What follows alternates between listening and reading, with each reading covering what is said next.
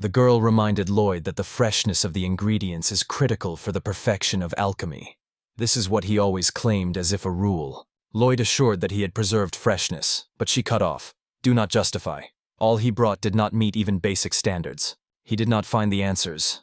He just plunged into memories of 19 when he worked at a regular pharmacy. His gaze stopped on a flower of phantom flirt Ansel. Another live memory, as he got her weak, did not sleep at night, returned in 3 days. And she just threw her into the garbage. She is the pride of the kingdom, a good alchemist and a genius that created hundreds of magic artifacts in evil. But for Lloyd, she was a real devil. She was annoyed by any deviation. Everything in the laboratory had to be perfect, without exception.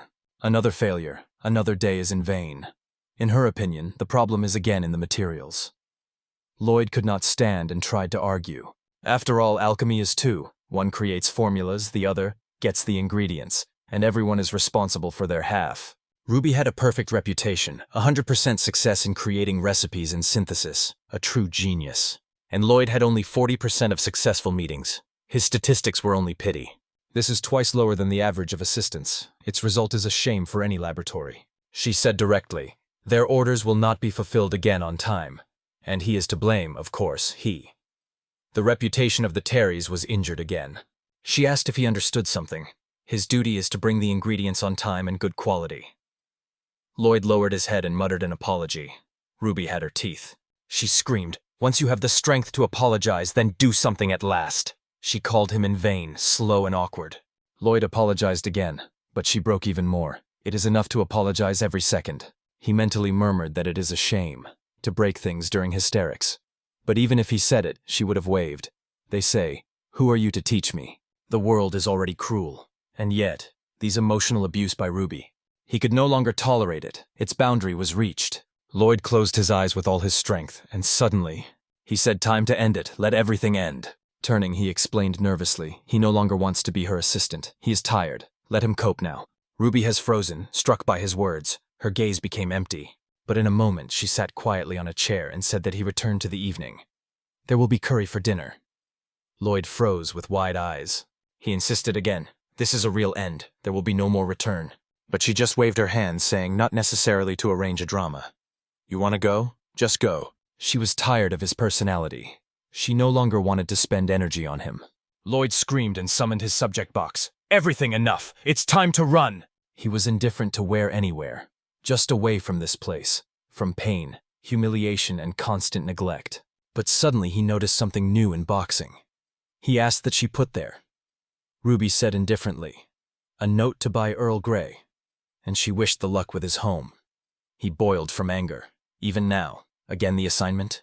This woman. He later squeezed, looking silently around. The decision was made, and emptiness prevailed in the heart.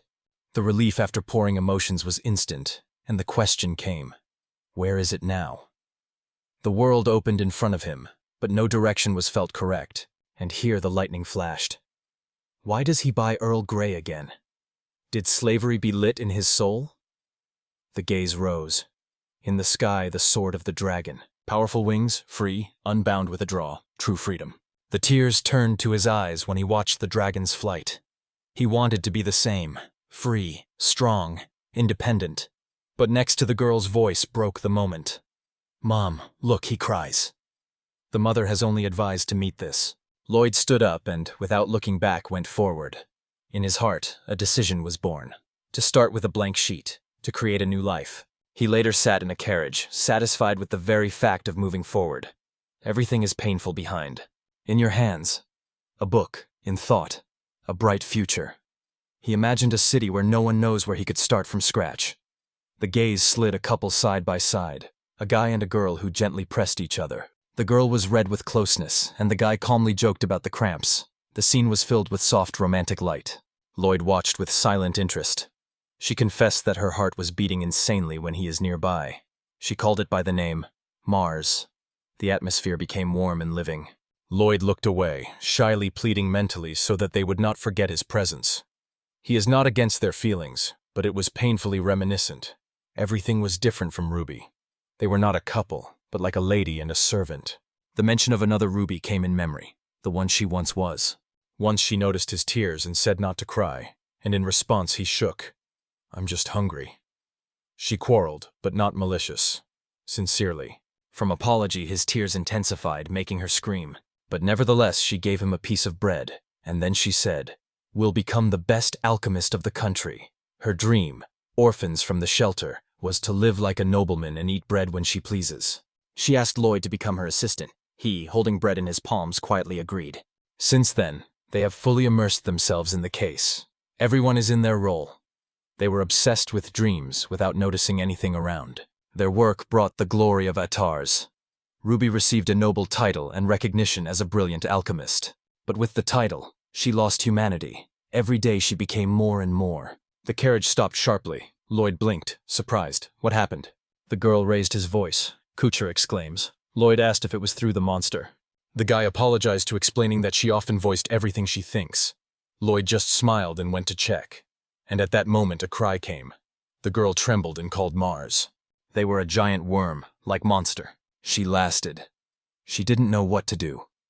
She admitted that she would not be able to cope. The guy reproached her. You should not give up without trying. He solemnly promised to protect her even at the cost of life. Touched, she confessed to him in love. Lloyd has frozen, covered with mixed emotions. He was imprisoned by a bitter envy. There could be no such between him and Ruby. Yet he wanted to help this couple. He said he had already met with such a monster and could give advice. The guy thanked her sincerely. Lloyd explained that the weak place of the monster was in the head. If you hit the sword there, the victory will be there. But the couple only looked at. The guy asked how to get to his head at all, given the size of the monster. Lloyd only replied, "Get up and focus." Both froze. The girl whispered, "We cannot rely on this introvert." Lloyd has already lined up. Did she call him an introvert again? But there was no time to answer. The monster attacked and the couple froze in a panic. Lloyd reacted strongly. He grabbed both and began to read the spell. Magic stressed out of him, like an explosive stream. The powerful explosion pushed everything around. The air shuddered, and the monster was at the epicenter of the magical storm. The beast was stunned, and the couple stood in a stupor. Lloyd calmly explained, "Yes, the head had to be demolished." The guy noted that he destroyed the whole body. Lloyd was awakened by the back of his back and asked for not very accurate advice. Despite this, the guy thanked her sincerely. But the girl exclaimed with indignation, "Not in that thing." She demanded explanations. What was it for the spell at all? And why did Mars so calmly treat it? Lloyd was confused. Is there something wrong with his magic? The guy answered indifferently, "It's just magic." But the girl raised a noise, accusing Lloyd of chitty, because it was clearly outside the possible. And she again called him introvert. Time passed and she came to his apology. She confessed that the explosive magic struck her. By the way, she is also magic. The guy commented, "It was so obvious, she had a stick." But the girl was indignant. "Do all the old with sticks now? Magicians?" The guy replied that over time everyone became old. Lloyd thought to him, well, the rude. Suddenly, the girl bowed low Lloyd, asking to teach her magic. He spanned, they say, not yet a master. But she stubbornly called him a sensation and begged to teach. Lloyd is numb. For the first time called him a worthless friend of childhood. He was silent, stunned.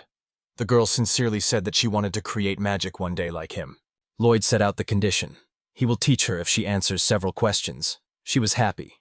He stated that he is a good person and never lies. The guy skeptically threw, "So they say only those who lie." The girl again apologized for his rudeness. The guy added that she simultaneously uses respect and insults. Lloyd gently stroked her on her head, and he explained that youth is a time of mistakes, but he asks only one thing, to use magic with reason. The girl wept, moved. Calling him a sensation, she solemnly stated that she would even become his guarantor at the bank. Lloyd faded. He did not want debt and guarantee at all, but the girl insisted. She wants to know everything about her sensory. Asked right, who really was he? He hesitated. What if they hate him learning the truth? He asked if she knew the alchemist Ruby. The girl enthusiastically confirmed. For her, Ruby is the best alchemist of the country, a legend whose creation has changed the course of history. Lloyd said nervously, "She knows the name of her assistant." Without hesitation, she exclaimed, "Lloyd Nevdak, one who has 40% success." Her hatred of him was sincere. Every time Ruby failed the task, she dreamed of Lloyd finally. Then she asked, "What is it?" Lloyd was silent. And then through tears he confessed, the Lloyd she wanted dead is him. Silence fell, the girl frozen, eyes full of shock. Lloyd whispered to himself, Nothing wrong if you are hated. Nearby, the guy escaped that Lloyd was standing too close. Later, arriving at the destination, the girl comprehended everything. Now she knew. Lloyd left work on Ruby and came to Mineral to start from scratch. She sincerely apologized. Lloyd smiled. Everything is fine. She exclaimed that Lloyd was an incredible magician. He should believe in himself. His heart was shot. These words gave rise to a small but true sense of happiness. Perhaps this is really the beginning of something good. In a gust of inspiration, the girl offered a complete transformation. A fur coat, a mohawk, a studded bracelet. Lloyd only thought to himself, hold on, do not give up. It was 3 weeks after leaving the capital, and Lloyd arrived in Manurva, a city of life in the southern light. Free from Ruby, he dreamed of a calm, easy life without humiliation and stress. That's where my second life will begin, he decided mentally, full of hope. But he did not know that the night would change everything. The loud explosion broke the silence. The streams of dazzling energy destroyed the buildings. Before him was a woman whose glance was determined. She announced that there would be no more evil. Lloyd was scattered. It was his first day in Minerva. Is it the second life to end without having time to begin? A few hours earlier, he looked at Minerva with enthusiasm, a majestic city that became the heart of the southern light. The road with a carriage took 3 weeks, but a prosperous city spread. Mars explained that the whole economy is kept in the guilds of adventurers. Lira added is the basis of financial growth. Lloyd, surprised, asked if they were adventurers. Mars did not hesitate to invite him, but Lloyd politely refused. He considered himself not suitable for such.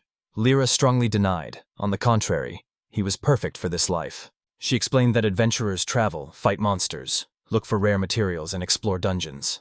Isn't this the same as the work of the assistant mag? Lloyd had to admit. It sounds familiar.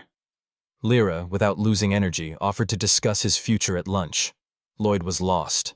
Food again? Lyra solemnly stated that the dazzling Lyra and her reliable Mars will help Lloyd to start his second life. And at that moment, Lloyd felt. For the first time, they talked to him openly, without condemnation. It was a ray of light. Lyra jokingly said not to do this tragedy, and returned to food. She asked why he saves it. Lloyd explained that he was on the road. Lyra replied, if it goes on, he will remain in old life forever. Mars asked what she was about. Lyra, lifting a popular drink, stated, tapioca tea hit Minerva, 10 out of 10. Mars only sighed and offered to focus on food. Then Lyra gave Lloyd a piece of paper. Let him write what work he wants. He became discouraged, but agreed. But before the empty letter of his thoughts flew, the voices of the past sounded in the head. Orders, humiliation, malicious exclamations. Bring it. You are garbage. Where tea? Lloyd confessed that he could not think of anything. Mars quietly suggested, maybe Lloyd gave up dreams for Ruby. Lyra added that maybe his real job is yet to come. Lloyd filled the sheet. Lyra read aloud, and both fell silent. There was a list of desires for a second life. I can't be an adventurer. Ruby will find me. The dungeon, no. The school is not. Labs, I do not like. Magic is yes, but not a mercenary. I don't like the smell of blood. Mars noted, for worthless, Lloyd thinks rather self-centered. Lyra sighed. His excuses are so depressed that they kill the mood. However, she suggested that he or she will fit tools. With his knowledge of materials, the idea is not bad. Lloyd wondered, but really? But suddenly, he imagined the shop. She looks at him and asks, what are you doing here? He pale and whispers her name, Ruby. She disrespect the ingredients for free. Lloyd imagined how he sweats and does not know what to answer. Again, fear. Lyra tried more. Maybe become a carpenter? And Lloyd immediately imagined how he gives the client a new roof and asks if he was satisfied. But the client was Ruby. She mocked work, states that everything is awful, and requires restructuring. He, broken, apologizes again and bows before her. Mars reached out to him. Adventurism is still waiting for him. Together they will cope with anything. Lyra also added, you do not have to be afraid of Ruby. Because of it, losing the opportunity to fulfill the dream is a defeat before the beginning. But the likelihood that Ruby will find it here. Funny. And even if she came, only Lloyd decides whether or not to come back. And if he chooses the adventurer's way, he will not. They are nearby. Mars suggested again to try. Lloyd moved, almost wept, and asked, can he really become an adventurer? Mars assured, no doubt.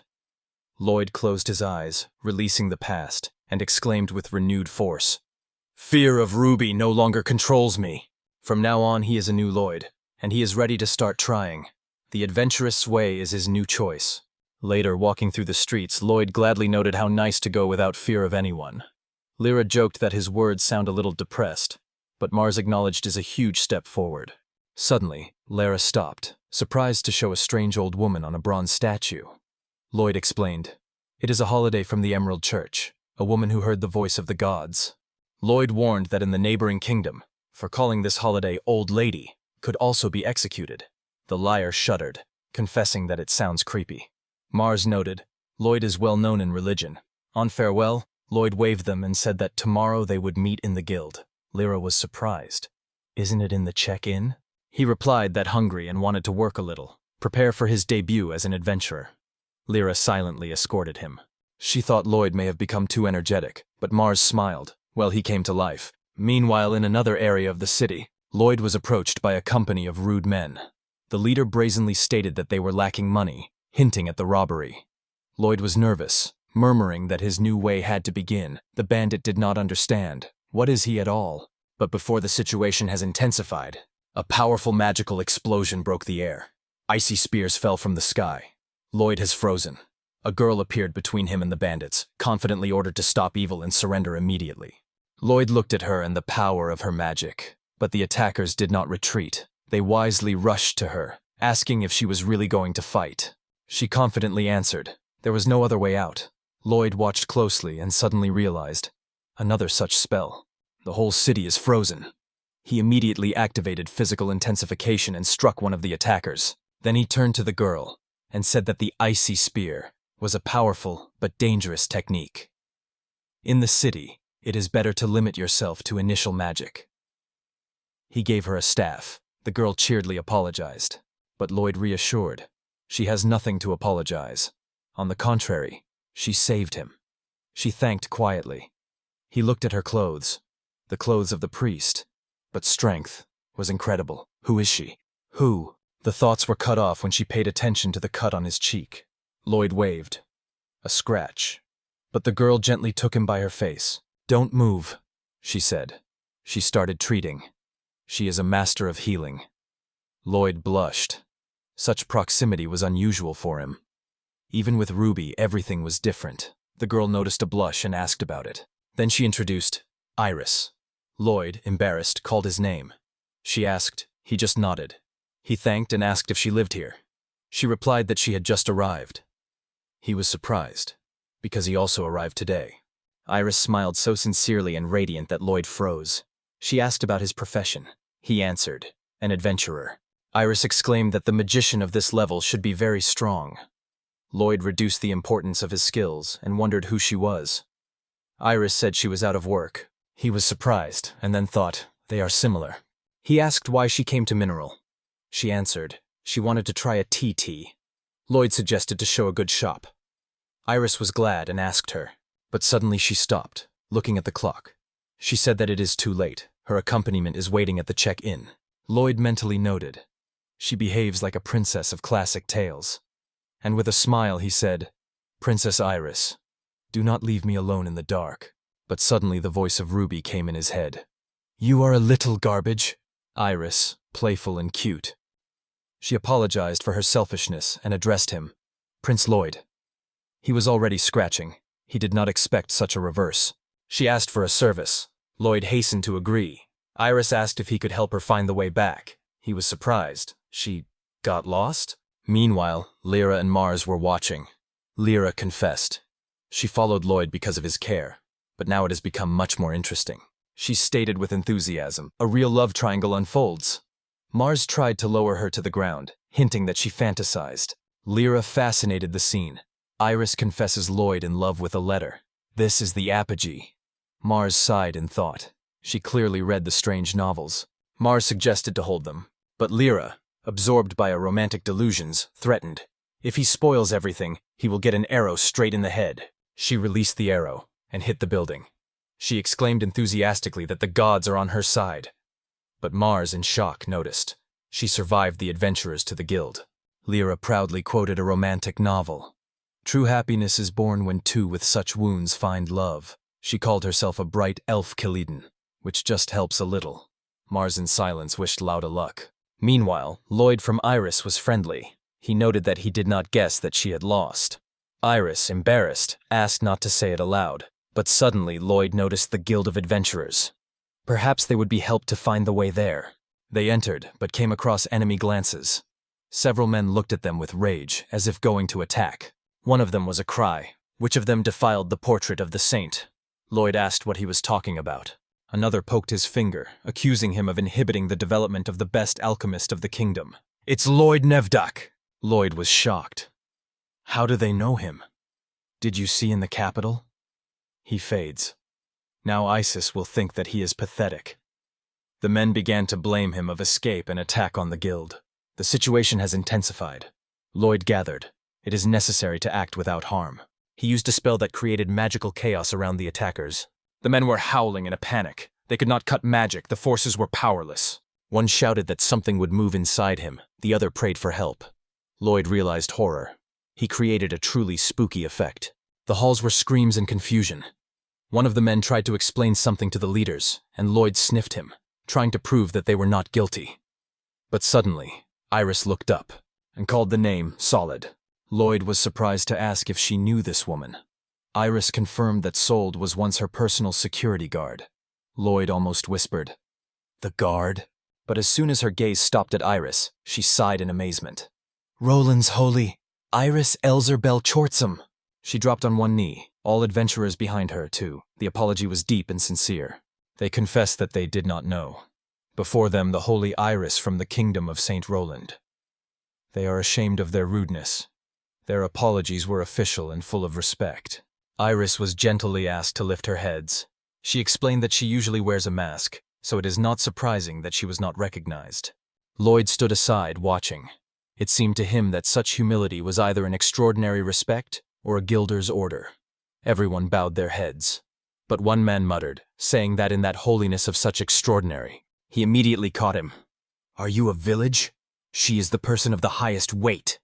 Frightened, the first apologized. Then he muttered that Holidays is the carrier of the power of the holy law, which is born once in generation.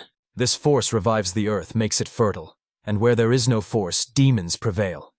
The man stopped. Something didn't happen. Lloyd looked, in that mouth still connected by vines. Apparently it was worth removing them earlier. He remembered. In every country only one holiday for generation is born. It is preserved as a national heritage. The same Iris said that the unemployed. Inside, Lloyd was anxiety. Meanwhile, the commander turned sharply to the culprits. Her eyes flashed, and she mercilessly lowered them to the rank of E. The panic exploded instantly. She rushed forward and men began to flee in front. Iris shouted, "Wait!" She begged not to punish them. She said, "She's no longer Holiday." The woman frozen in half, shocked. Her gaze stopped at Iris. She did not believe heard. She asked, "How so? What happened?" Iris answered calmly.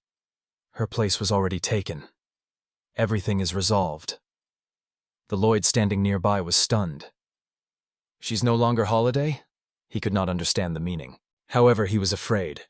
If Iris tells these fanatics about it, everything can go a scraper. There was a spooky silence, and suddenly, one of the men was broken. He exclaimed, "Here she is, a real Holiday, compassionate, modest." Others also did not hold back the tears covered with reverence. Lloyd looked at them without understanding anything. Iris turned to Mrs. Sold. "Yes, everything in tears," she replied. "If Isa herself forgive them, she will not punish them." But she begged, "Never lie again." Iris confirmed, "She speaks sincerely." The crowd exploded by the exclamations of respect. "Let the Holidays live!" Lloyd looked silently struck by this fanatical adoration. Later, already outside the guild, Iris looked into the sky and said that a new day had come. They had to turn to the neighboring street. Lloyd was surprised how the time passed quickly, and mentally thanked the fate that Iris was nearby. Otherwise everything could end much worse. Suddenly he apologized. She was injured through his reputation. Iris was discontinuing. She took the guilt, just got lost. She smiled sincerely and said that she really liked the time with him. She confessed that she didn't know what to do, so she just wandered the city, and tonight became her first memory as just Iris. There was no need to apologize.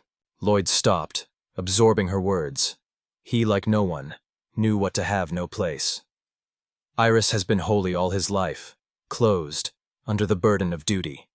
He was familiar with this loneliness. Iris asked if he was in order. Lloyd nodded and thanked her for everything, but she just smiled and said that it was not worth it. And then suddenly she winks. She said his official tone makes her wait for something more. "Prince Lloyd," she added with a playful intonation. Lloyd was red. He looked scared in search of a theme to change his mood. The gaze fell on the tower with a clock, the idea. He invited Iris to go there. She agreed without hesitation. Without hesitation, Lloyd picked it up, activated the magic of reinforcement and jumped up. Iris screamed from surprise when they flew to the top of the tower. Lloyd apologized hastily, but Iris quickly calmed down and plunged into admiration. Her eyes glowed from the beauty of the landscape that opened before them. They were silently watching the city wrapped in the shadow of the night sky. Iris whispered, "Everything looks so beautiful on top." Lloyd, surprised, reminded her to be careful. He said that the tower built a legendary jeweler Hecate. Once upon a time, during his search for magical materials, he found peace, looking at the city from the mountains. In the pursuit of resources day and night, it was this landscape that gave him a sense of peace. This place was also special for Lloyd. Iris looked at him with warmth and thanked him. Lloyd asked not to look away. Something amazing would soon begin. The sun began to go down. His rays touched the magic crystals in the tower, and they shone with a bright light. Lloyd pointed to shine. "They say, well, right?" He confessed. All his life was only an assistant mag. Tired and devastated, he fled into mineral. And in fact, it was nothing special. But even so, he can share this beloved landscape with someone important. Iris smiled warmly, looking at him with respect. She said that in such a beautiful world, she wanted to find a place. Lloyd answered her with the same sincere smile. Iris took his hand quietly. Lloyd blushed even more, completely puzzled. But suddenly, Iris changed on his face. She called him by name, grabbed firmly and hugged him. Her breathing was difficult. She asked sharply, "Did you gonna jump from the tower?" in a big gesture of hope or despair. Lloyd denied. He just wanted to meet her expectations. Iris fell silent for a moment and then exploded with laughter. Lloyd looked at her puzzled. She said through laughter, "Lloyd is a very strange man, but at the same time, he has already exceeded all her expectations." Lloyd wondered how she sees her new life. Iris thought and replied quietly, "She may just want a calm, nice days, together with a new friend." Lloyd repeated, "Calm?" as if he first tasted this word. Meanwhile, near the shelter, Lyra shined with joy. "Everything goes for plan," she exclaimed. She turned to Mars. "This is the victory of the Cupid bow." But her triumph broke up when she met with the cold look of Ms. Sold and her team. "Mars have already been kept." Sold asked ominously, "What kind of history is it about?" Lyra faded as if blood had flowed out of her. Meanwhile, in the capital, at the Chaos Brute Ruby, chaos began again. This time not magical, but administrative. Ruby exploded, shouted from rage, not believing in what she was heard. The man from the administration calmly replied, "Her studio has not fulfilled the order for a week. She tried to negotiate, they say. This is an emergency. Let them wait for her assistant to be returned." But the inspector was adamant. The rating would be reduced to AB. Ruby has frozen as if struck by thunder. She shouted after him, asked to wait, but in vain. Panic overshadowed thoughts. Rating is customer trust. If it falls, its reputation is destroyed. Inside, everything was clinging. Everything is guilty of Lloyd. That idiot disappeared for 3 weeks. The rest of the team also disappeared. They promised help and disappeared with pathetic excuses. In anger, she hit the mailbox and screamed. It is restrained by envious people, without professional dignity. She was breathtaking from rage, hissing again, "Lloyd is guilty!" But even in the spring, she swore. He will become the alchemist of the class chronicle as a great hack. She doesn't need Lloyd. If she dies, there will be another. But right now, she urgently needs a new assistant mag. Meanwhile, in Guild, Lloyd looked at the door nervously. Today, he had to formally register as an adventurer. But those who were waiting for did not appear. It only aggravated anxiety, and here, Isolde appeared, pulling the beaten lyre and Mars. Lloyd rushed to them, healed with their appearance. Isolde, calm and balanced, explained. There was an emergency. She conducted an interrogation. She asked if Lloyd was their friend. He looked at them and thought, what did they do with them? The view of Isolde became piercing. She appealed to Lloyd in her name. and stated that she had heard rumors about him. I wanted to know personally why he was here. Lloyd began to sweat. This interrogation will definitely not be a friendly conversation. What is happening here? Earlier on that day, in the dark interrogation room, Mars sat next to the liar that trembled and remained silent. Helen asked her why she was silent. Isolde intervened sharply. She laid silence. She was not hysterics during interrogation. She turned to Mars, calmly but intense. She asked direction. Why did they attack the guild? Is this religious madness? Or maybe spies from another country? Lyra was scared. If Mars says she just wanted to be a cupid, she would come down for the crazy. She silently gave him mentally request. Say it were bandits. The arrow accidentally hit the guild. Please. Mars nodded. He understood. She sighed with relief, until he opened his mouth, and he said that Lyra wanted to become a cupid of love. Lyra was dared. She put it internally. No, he didn't understand anything. Isolde Clipal, not believing heard. Cupid of love? She asked, and Mars continued. Like Lyra inspired the novel Isolation to the Clumsy Prince, and she believed that love was to solve all the problems. Lyra blushed to her ears, screamed mentally. But Mars did not stop, even supported her. They say, honesty will save everything. That's what she wanted to say, yes? No! Lyra shouted in her head. She was humiliated to the edge, and Mars already wanted to voice the name of the same awkward prince. And here Lyra stuck his slap. Her inner cry reached the maximum. Stop it! It's not at all! She did not want the whole world to learn about her personal preferences. Returning to the present, Lloyd shuddered, seeing them in that state. What was it for questioning? Isolde said calmly, this time she will close her eyes. But as punishment, Lyra and Mars should perform quests 3 times a week for a month. But by the mask of rest, her thoughts were much more serious. In half a day, these two managed to put several adventurers of rank A. And Lloyd, the same worthless assistant from the capital, arrived mysteriously. And in the evening, the very holiday of Iris appeared. And now Guild was attacked, though by accident. But the culprits were the same persons. All the events, as if conspired, rotate around Lloyd. The instinct of Isolde shouted, he is not the one who seems. If it turns out that Lloyd poses a threat to minors, it will require its expulsion without hesitation. Isolde studied Lloyd's face closely, narrowing her eyes. Did I force him to show true intentions? She thought. At this point, Mars was unexpectedly asked if Lloyd had become an adventurer. From this issue, Lloyd almost did not get up. He fell, he was cold, and began to deny it vaguely. He shakes from pressure. But Isolde did not pay attention to his anxiety. She calmly reported that Guild was always looking for newcomers. In Lloyd's chest, it was the beginning of the test. Isolde has announced that they go to the test. He should touch the crystal trials. That is how beginners enter the Guild. Lloyd turned to Lyra. What is the crystal?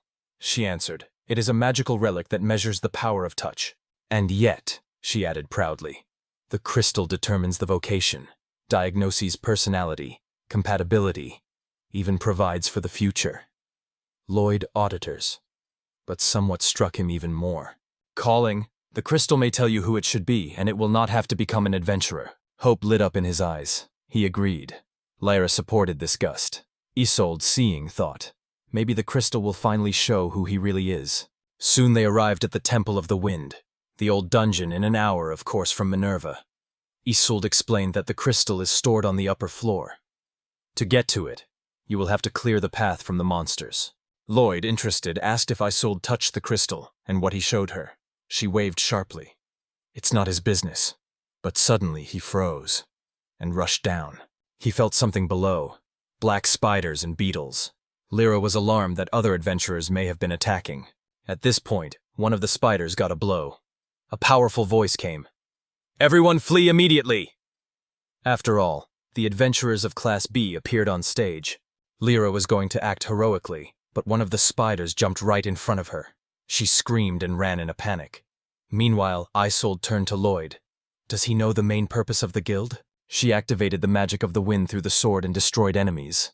Guild, she said, exists to completely destroy every threat. Lloyd was amazed. She is a magical sword. But he did not have time to fall as a spider fell on top. Lloyd instantly strengthened the body and evaded the attack. Lyra shouted a warning. Lloyd immediately answered with lightning, burning a spider. Observe was amazed. There was no useless step in his movements. He was not really weak. After winning the beetle, Lloyd remembered aloud. Despite weakness, beetles, a valuable source of materials, and spiders distract them. Isolde began to doubt. Maybe rumors of his inability lie? To make sure, she asked, what would he do? How will he come across a stronger monster? Lloyd replied seriously, launch 16 magical explosions, blind and run away. And here, 16 real explosions were heard from the sky. Isolde was stunned. 16. It's a higher-level spell. Even if he exaggerated, such force was threatening. There is something strange. She announced a short break. Lloyd, seeing tea, came to life. He would not give up a cup. Lyra, with the raised chin, stated, she is a descendant of the elven nobility. Of course, she always has tea. Lloyd quietly joked that suddenly felt like a common man. Isolde handed him food. Lloyd was surprised. Did she prepare? Her tone has changed, almost threatening. Are there any claims? Lyra hurriedly answered, no. Lloyd thanked and started eating. The faces of both changed. The food was delicious. Their eyes glowed with grip. Lloyd was amazed. For the first time ate a homemade dish in the dungeon. Lyra could not believe that a woman who possesses both a sword and magic was also cooking so delicious. Isolde only smiled slightly. She stated confidently, of course she knows. She is the only daughter of Lord Manurva, and she had to master many skills to maintain the honor of the kind. Lyra is already frozen. She is also noble? Isolde did not attach it to this. She said she did not need much attitude. Lloyd, without losing moment, asked, did the crystal show the result of her many years of training? She avoided the answers and stood sharply. It's time to go on. She moved up without words. While they rose, Lyra leaned to Lloyd and whispered, I feel Isolde hides his result. Aren't you curious? After a pause, Lloyd replied, everyone has something that you do not want to show. But in his soul, he himself wanted to know how the crystal defines a true vocation. Lyra was silent, but suddenly she said she has a request. Soon they were on the upper floor of the Wind. There was a mysterious test crystal in front of them. Isolde made a step forward and explained the principle of the crystal. Keep in your hands, ask questions aloud, and you will answer. She demonstrated, asked about her abilities. Crystal replied, possesses a masterful magic and a sword. The rank of the adventurer, S. She waved. They say, nothing special. Lloyd looked with admiration, amazed that the crystal was so clearly understood by human language. But suddenly, Lyra asked in a voice, what is the real calling of Isolde then? But she only had to scream, stop! But the crystal was already answering. Top 3 calling Isolde. The first is a master of martial arts. Lloyd asked in surprise, struck by a ranking system. Isolde panicized, begged the crystal to stop. Abolition! Quietly! Stop! She shouted, but in vain. The second is the Holy Knight, and then the last blow came. The third calling is a baker, full silence. The face of Isolde became purple. The humiliation covered it instantly. Everyone was numb. No movement, no breath. The atmosphere is imbued with tension and shame. In despair, Lloyd tried to save the situation. Well, I love sweet too. Silence was not dispelled. And suddenly, an angry roar. Griffin flew into the hall and attacked without warning. His wings were raised. Mars, who just arrived, shouted from shock. Lloyd froze for a moment, looked at the monster and exclaimed, I thought it was just a scenery. He urged everyone to be careful. In chaos, the crystal fell out of his hands, and Griffin caught his beak, and in an instant, swallowed. Then he waved his wings, and disappeared, flying into the sky. Lloyd made his arms stretched out, shouted loudly, Wait! My calling! They rushed to the corridors of the ancient temple. Lloyd ran in front without taking his eyes off the horizon, and to stop the griffin, he shot a lightning simply. But Griffin skillfully evaded. Lyra exclaimed. She did not expect to avoid magic. Lloyd, focusing, caused another spell of thunder. The powerful explosion shook everything around. Lyra, in a panic, asked if he was trying to destroy the tower. Lloyd apologized. He did not plan such power. Mars looked around. Why is Griffin of such a high level here in general? Isolde broke him. Time not for questions. The main thing is to neutralize the beast until no one was injured. All agreed and continued the chase. Isolde screamed, trying to navigate in the maze. She warned, if you move away from the main path, get lost. Mars screamed the griffin afterwards, called him a coward. Lyra sarcastically joked, It is a pity that Griffin did not answer the insult. But suddenly Mars asked aloud, "What is his favorite food?" Everyone looked at him in surprise, and here, the voice of the crystal. "Pool pancakes." Mars instantly indicated the direction. Everyone is stunned. The crystal still replies. Lloyd asked, "Does the crystal answer even without touch?"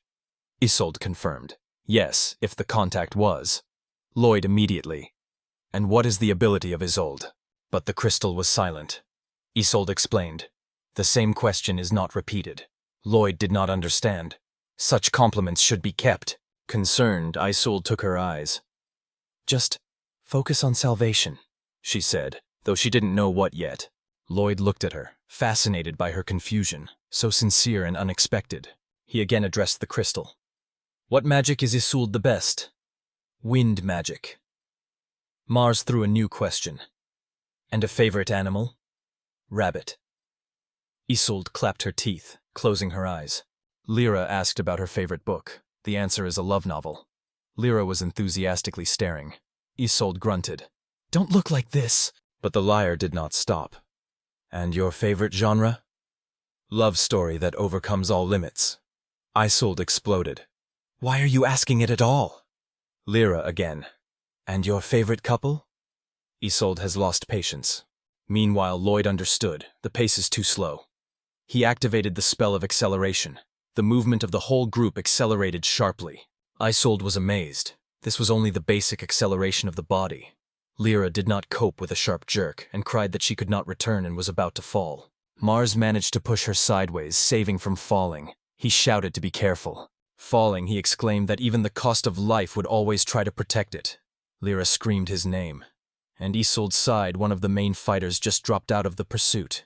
Meanwhile, in the other part of the tower, the man has been in love with that he reached the limit. His partner has cooked. Such a mood does not look like the future adventurer. The third encouraged. They are almost on top. One mentioned that Lloyd, they say, would soon join their guild, and his examiner was the guild. "Here's the failure!" Someone laughed. "Her workout is hell, and her clothes are even strange." The other added that most were afraid of even one group to go with her, and Lloyd is probably faint from her methods. And here the voice asked the new absurd question. "Favorite pizama Isolde?" The crystal answered, with rabbits and months patterns. Men have been stunning to the griffin. He attacked, and in the fight Lloyd caught the crystal. Someone in the panic recognized the creature and shouted. He turned to Isolde as a guilder and demanded explanations. She ordered the evacuation of newcomers. "What about pajamas?" asked the man. Isolde thundered to shut up, and Lloyd, focused, promised, "This time he will kill the griffin." He shuddered. Lloyd shot a water bullet, but Griffin again evaded. Lloyd sighed. If he was removing him from the tower, he would be able to destroy with one blow. With determination in the eyes, Lloyd stated that he would take the crystal. Isolde looked at him with anxiety. The suspicion grew. She was mentioned by the evil words of the old man. Lloyd once destroyed the best alchemist of the kingdom. He was considered a worthless magician. But what she saw was different. He used various magics and knew well on the monsters. But his constant interest in the crystal, the appearance in Manurva with Iris, all it looked suspicious. The ice thought engulfed her. And what, from the very beginning, hunted the crystal? Maybe he used Iris, taking advantage of her weakness for his own purpose. Lyra whispered that Mars was almost injured through Lloyd. Her voice died down, and suddenly she threw a silence on the griffin. Isolde exclaimed it. The spell not only hidden the presence, but also muted the sounds. Lyra did not show this before. Smalling, she remembered that it was Lloyd who taught her. Its strength is in the ability to apply new knowledge. She confidently went forward, disappeared behind the back of the griffin and had a lightning attack. The blow was accurate. Griffin released a crystal from the beak. Lloyd cried with enthusiasm, seeing the crystal falling. Everyone directed his gaze on him, and they rushed to him like obsessed. Lloyd first grabbed the crystal. His smile stretched to his ears. Behind the Lyra fell to the ground. Lloyd, in the Nun of Joy, clasped the crystal to himself, and he whispered to give him a vocation, worthy of all his efforts. The crystal replied, "His vocation is to be a servant of Ruby." Lloyd has frozen. Servant? He did not believe heard. He was covered with memories. Ruby asked why he was not constantly sleeping. What he answered, what was studying alchemy to help her. But her answer was cold. She folded the lamp, scattering all the notes he was sitting at night. His cry of despair was piercing, but Ruby indifferently reminded that he was her assistant master and had to simply execute orders. This memory of pain. In the present, Lloyd denied a hoarse voice. His body trembled with shame and humiliation. He did not want to live so, a ridicule in a foreign shadow. He sought to escape. He asked why life did not allow him to change. Isolde looked at him silently. Her look softened. Lyra began to come to her senses, whispered the name of Lloyd, but her eyes expanded. The angry griffin rushed to Lloyd, pulling his claws. Isolde caught the blow. Her sword stopped the attack. She firmly said Lloyd that the words crystal did not mean anything. The real choice is only behind it. She confessed that she might have been able to make more people happy, baked cakes, but did not regret choosing this path. She was proud of her choice. Her words touched the very heart of Lloyd.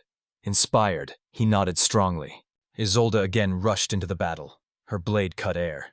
She announced that she would make the griffin leave the tower so that Lloyd could get it.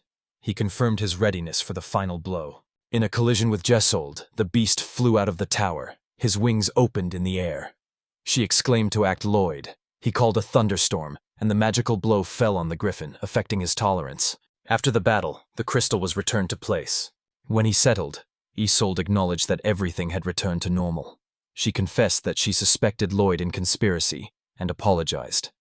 Lloyd was shocked by her words. But when she smiled and assured that changes were possible in this city and she believed in him, his face softened. Sighing, he thanked. Isolde turned to the crystal with a new request, to call Lloyd's favorite dish. Crystal replied, Pathofo.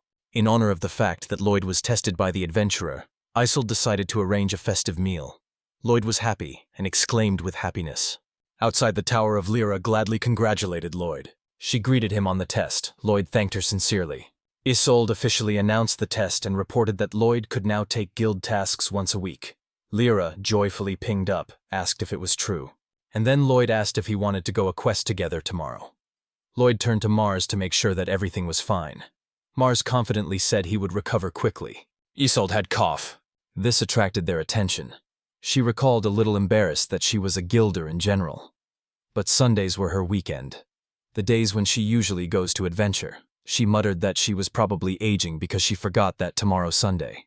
Everyone understood. She hoped that she would be called. Lyra, catching a hint, suggested that Isolde bake a cake, but she agreed. Lyra said she would bring her a recommended novel. Isolde immediately and decisively refused. The company continued to communicate, planning easy adventures for tomorrow. Lloyd watched them with a smile, feeling calm. He thought that he may really be able to get rid of here. Lyra remembered that they imitated the elven doctrine, and asked if it was normal. Isolde replied that openness to other beliefs is welcome. A few days later, a joyful voice sang a melody in a modest house in Manurva. The man enthusiastically listed the components of breakfast: omelet of fresh eggs, ketchup made of ripe potatoes, and also soup, infused overnight, and homemade bread. He admired the high-layer breakfast, for Iris. But suddenly a maid stood in the room. She reported that Iris had gone to work out early. The boss asked for breakfast. The maid replied that the main maid gave her sandwiches with her. The chef fell down, full of despair. Iris's awakening with breakfast was the meaning of his day. The maid thoughtfully noted that Iris had changed after arriving in Minerva, became more active. Perhaps under the influence of a certain magician. The boss immediately revived, leaned closer, and pleaded with Sapphire to tell more. But she chewed food calmly. He pleaded to stop eating and share details. Finally, Sapphire said that the first night in Minerva, Iris left home and met a boy named Lloyd. Since then, they have become much closer.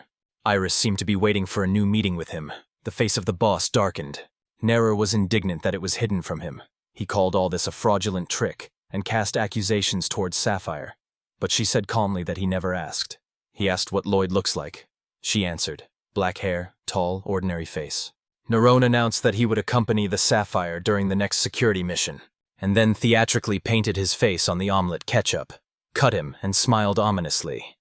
In his head, he had already matured a plan, to meet with Lloyd in person.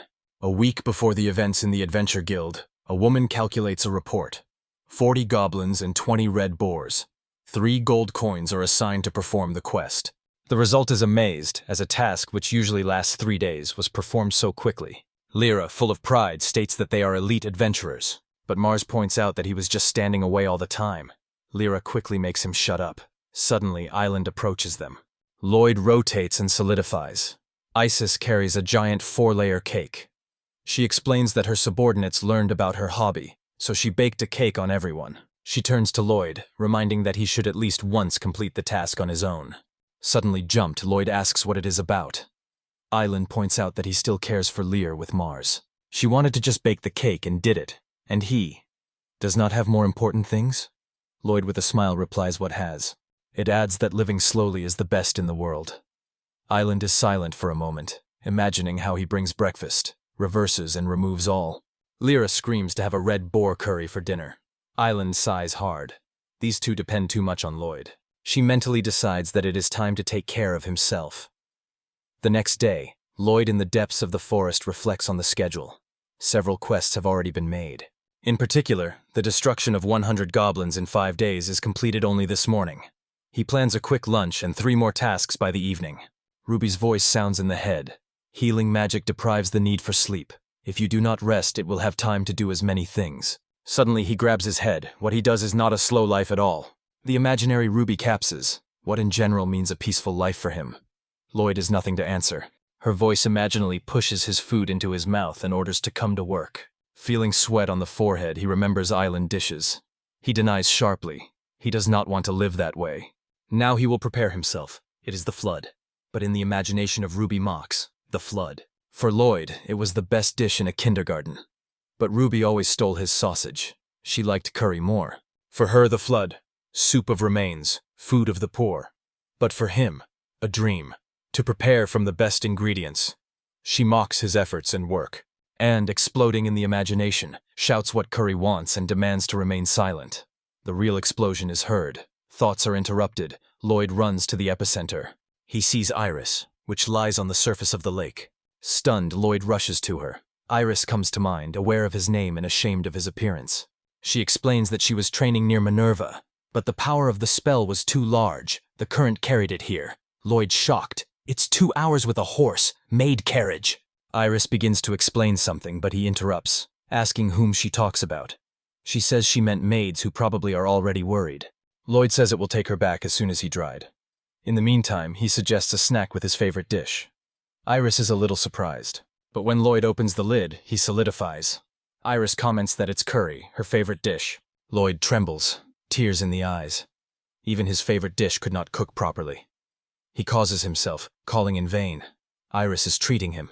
She takes a spoon, tries the dish, and exclaims it is delicious. Her smile shines. She sincerely praises his culinary abilities. Lloyd smiles relieves and thanks her sincere heart. Lloyd confessed that curry was a favorite dish of Ruby. Iris asked Ruby Sam in surprise, so he explained that she was his childhood girlfriend and a mighty magician. He spoke warmly about Ruby and her dream of becoming the best alchemist in the kingdom. He considered himself only an assistant, but Iris stopped him. In her opinion, Lloyd himself is worthy of respect. Her words were deeply moved by Lloyd. She believed that the support of others was a real power. Even if they parted, Lloyd remained to those who helped and was important. Lloyd looked at her, and in his heart a thought originated. To live a slow, cozy life next to Iris. Would it be happiness? He remembered how he escaped from Ruby, hoping to find peace. But it was in Manurva that he realized. Until he changes, nothing will change. He apologized for his frankness, but Iris supported him. She added that she also lost the status of the saint precisely because she could not change. Silence fell between them. Lloyd realized that he really knew about her very little. At this point, far from there, someone followed them. Through the spying pipe, Nero narrowed his eyes. He boiled his anger. He pressed, not believing he saw. In February, he shouted, "What is preparing for this in dishonesty, this worthless one?" Meanwhile, Iris told about the maid with a smile. Somehow, Sophia ate all the food cooked by Nero. Lloyd listened to her with a soft smile, feeling warm from her words. He wanted to know more. But suddenly they were interrupted. Someone called Iris loudly. She turned joyfully and exclaimed, "Tarura!" A woman with a harsh look appeared in front of her. Iris presented her as her maid and the main maid. Tarura thanked Lloyd for his care. She said she brought the forgotten things of Cephilia. When she asked about others, Iris became discouraged and confessed that she had lost. Tarura strictly reproached her for carelessness and warnings about complex ones. Lloyd mentally acknowledged that she was a real frightened. Iris apologized and said she wanted to be useful for others, especially now when she is no longer holy. But Taruri reminded the Taras as Iris froze the whole team last time. Iris promised that next time everything would be better. Lloyd just strengthened in his feelings for her. Then he turned to Tarura with a proposal. He will teach Iris magic. The eyes of Iris shone. She called Lloyd worth hundreds of men and gladly agreed. Tarura has a little reluctant consent if it was safe, but she warned, as soon as she feels the danger, she will stop everything immediately. Lloyd suggested going a little down the river. At this time, Nero continued to follow them and surprised the appearance of Tarura. At first, he suspected Lloyd, but seeing only a pot and kitchen thing, he became more angry. How could she eat such food from Samuk? He looked back at Sophia and ordered to show the mental art of the former Saint Knight. But she ate calmly. Nero was surprised. She replied that she was checking the food for poison. She said she forgot her sword but brought the radish as he asked. Nero exploded from anger. He was no longer needed. Continuing chewing, Sophia noted that brown is delicious, almost like a Nero.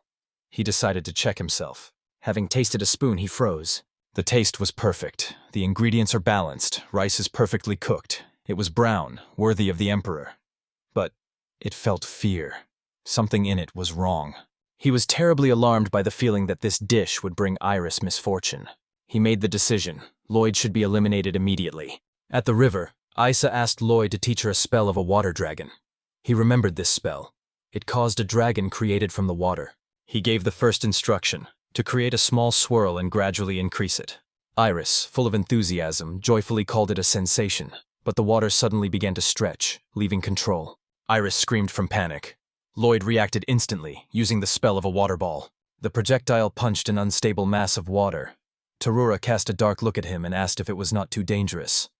Lloyd replied embarrassed that everything is under control. He promised to be near until Isis captured the spell. But she strongly stated that she would do everything to achieve the goal. Lloyd smiled sincerely, feeling warm. His thoughts flew into the past. When he first used the water dragon, he remembered, in the desert, on the verge of death. But he immediately rejected the memory, deciding that I was never allowed to go through this. Meanwhile, far from them, Nero and Sophia continued to be observed. An angry Nero announced, "Time to check the security below the stream." He shouted loudly Lloyd's name. His time has come. Without hesitation, he gave the order. "Sophia, start." She sighed, noting that even a delicious brown will not save him. Sophia responded to the signal. Her body immediately went into battle. She applied a corporate reception, rediscus cutting. The water rose into the sky, exploding with a huge wave. Lloyd turned on time. His face remained calm. Iris and Tarur shouted, calling him. Without hesitation, he activated the spell of a water dragon. The water spinned, forming a huge beast while he analyzed the situation. Nero and Sophia did not stay. They were ripped into the lake. They were not ready for the strength of the explosion. Lloyd took the opportunity and explained Iris that the water dragon was useful to restrain floods. The girl looked with admiration. Nero in hysterics ordered the Sophia to attack, but she answered in confusion that she would do nothing because she had already eaten the radish. Iris watched this scene, knowing who the two were actually. Suddenly, the harsh voice of Tarura came over the water. She angered Nero for his carelessness and ordered both to get out of the water immediately. But at this moment, something powerfully thickened. A giant fish escaped from the water. Everyone froze. It was a Galician legion, a rare and extremely dangerous creature. Its appearance in this area was unthinkable. Lloyd reacted instantly. He launched a fiery arrow in the fish. She hit the target exactly. The monster fell back into the water, but Nero shouted, "There are even more!" Lloyd understood the scale of the threat. Legion fish are attacked continuously until they are destroyed. But strong magic is a risk for everyone around. Iris did not delay. She rushed forward and applied an icy spell, releasing it directly into the target. Lloyd was amazed. Rarely anyone risks the use of ice magic in the aquatic environment. But the fish jumped out of the lake again. The whole rain monster rushed to Iris from above. Tarura only had to shout the warning, and rushed forward, covering Iris with her own body. Everyone is frozen. Iris watched the fish approach Tarura. Her cry pierced the air. Seeing the threat, Nero and Sophia rushed forward. Nero swore in monster and shouted that even the fish did not dare to despise the cook. But the Legion was already preparing a new attack. But in a moment the monster exploded. Lloyd ran and asked if everything was fine. Nero replied that yes, though something clearly was wrong. Iris trembled. She screamed Taraur's name again. Before the eyes, a wounded maid who began to surround the fish. She was engulfed by fear. Suddenly Iris reacted strongly. She said the spell of the water dragon. The water twisted around it, forming a magical swirl. In her eyes, her determination was burning. She stated that she would not allow anyone to suffer, and she could no longer just stand aside. Tarura, barely conscious, opened her eyes.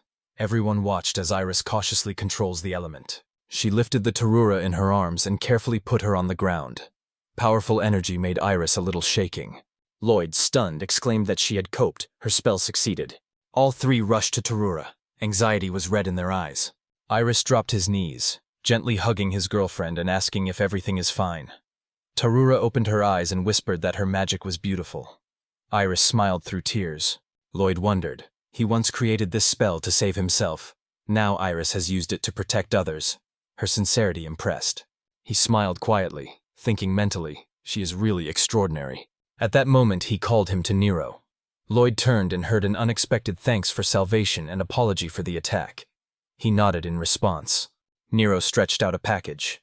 When Lloyd looked inside, he saw a corporate dish, Legion sashimi. Tarura approached Lloyd and respectfully thanked him for the care of Iris, promising to thank one day. Lloyd replied embarrassed that it was nothing special. But suddenly Nero shouted and ran to Iris, asking if she was injured. Instead, Iris rushed to Lloyd and hugged him firmly. He was confused with blushed, and Nero frozen on the spot. Iris looked into his eyes and thanked her sincerely. In the next moment, Lloyd slipped and blew into the water. Everyone exclaimed his name. Falling, Lloyd just thought how well he agreed to teach Iris magic. In the evening, they gathered together, remembering. Iris noted that Legion fish is a rare monster, especially near Manurva. She suggested that it was an accident, but immediately rejected the opinion. Lloyd, alert, remembered two strong monsters that he had already encountered, a sandworm and a griffin. Iris agreed is not normal. She explained that the holy power of the temple weakened, and now it is easier for strong monsters to penetrate here. Lloyd recalled that griffin appeared near the wind. Nero added that it is suspicious. The temples should be protected by the most powerful holy energy. Such creatures should not appear there. Lloyd's thoughts became anxious. Something clearly happened in the wind. A storm gathered over the mineral. Iris said that the shrine has a special function: to create a magic barrier that can stop even powerful monsters. Its source is the priest's energy. Each holiday servant protects the temple in his country. The sudden appearance of a monster of such a level means something with the temple is wrong. Lloyd remembered that the wind temple is behind the forest. Iris raised his eyebrows in surprise. Without spending time, they moved to the temple. When arriving there, Iris immediately noticed the barrier was pierced. Tarura noted that others seemed to have felt something too. Lloyd, examining the terrain, exclaimed to his comrades. Lyra responded with surprise, and seeing Iris, turned to her with surprise. Lloyd noticed that her partner Exiled was injured. Exiled explained that they were attacked by the three griffins. Although they managed to repel the attack, she is sure new enemies are already on the approach. Iris appreciated the situation. The battle was serious. She asked if they met before. Exiled confirmed the absence. Exiled said that the priestess has been investigating the appearance of Griffin, but is now in another temple. Its return is expected only 2 weeks. Iris made a decision.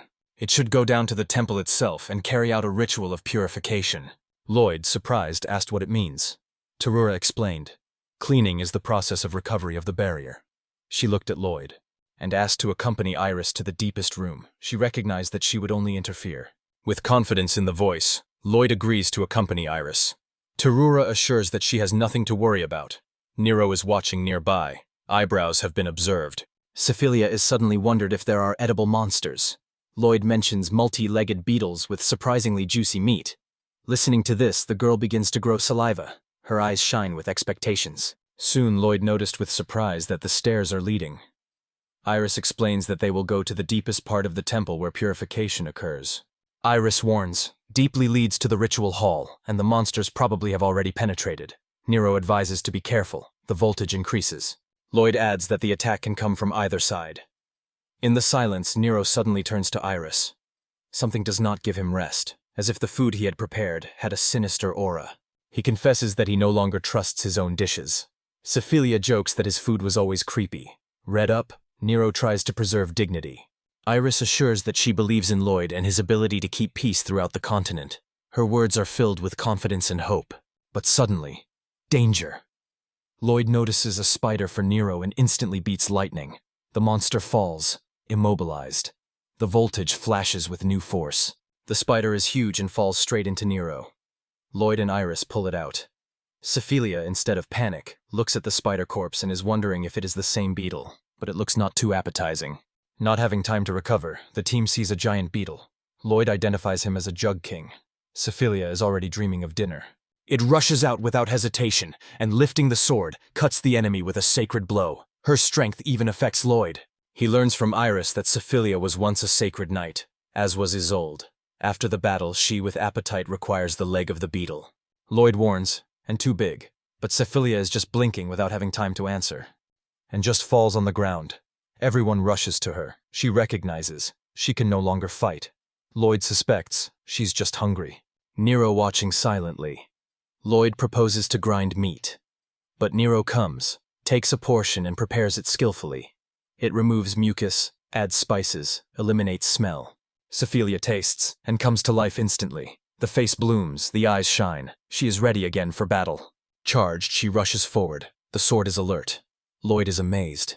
Beetles, it turns out, delicious than they seemed. But the voice of the liar breaks into communication, anxiety. Lyra reports that they are approaching a horde of high-class monsters. The barrier should be activated immediately. Lloyd, with anxiety, realizes that she will not last long. Iris gives a clear order to go immediately. No one delay, time plays against them. When you move, I thank you for delicious food, but promises not to recognize Lloyd until it reveals the secret of taste. Lloyd innocently suggests to learn in Cephelia. Nero only grabs his head. Iris smiles, watching their altercation. But suddenly Cephelia exclaims, "A head of Minotaur!" The enemy attacks. Iris brings up a shield. Cephelia does not lose the chance, breaks forward, cutting the beast in half. Lloyd immediately adds a powerful spell, achieving a monster. Nero prepares the meat of the Minotaur. Dinner is provided. After the battle, the group enjoys hot food. The mood rises. The forces are restored. Iris shows the gate. Behind them, the hall of the ritual. Lloyd understands that she wants to study magic not only for the sake of protection, but to fight next to friends. Nero jokes about the naivety of Lloyd. He does not understand the hint, and Nero only smiles mysteriously. The voltage is in the air. Inside the sanctuary, Lloyd looks at the barriers. Iris confirms that there is a cleansing. She asks everyone to keep the defense. But the enemy does not nap. Cephelia stops the hail of daggers flying towards Iris. Her sword sparkles in the air. Lloyd exclaims from surprise. It is an attack. And here there is a sinister laugh that envelops the hall. The girl in the mask comes out of the darkness. She directly turns to Iris, calling her a false holiday. Its purpose is to capture it for a generous reward. Lloyd is numb. Iris has been awarded for the head. Nero, hiding the pain, shot the question. Did this girl, the hired killer Roland? She just laughed. Resistance is futile. Lloyd did not wait. He released the spell, with an explosion knocking the camouflage off.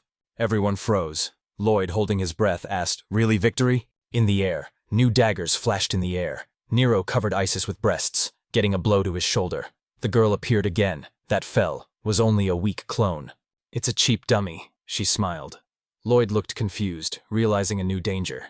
While the dungeon was boiling with battle, it was shaking on the surface of the lyre.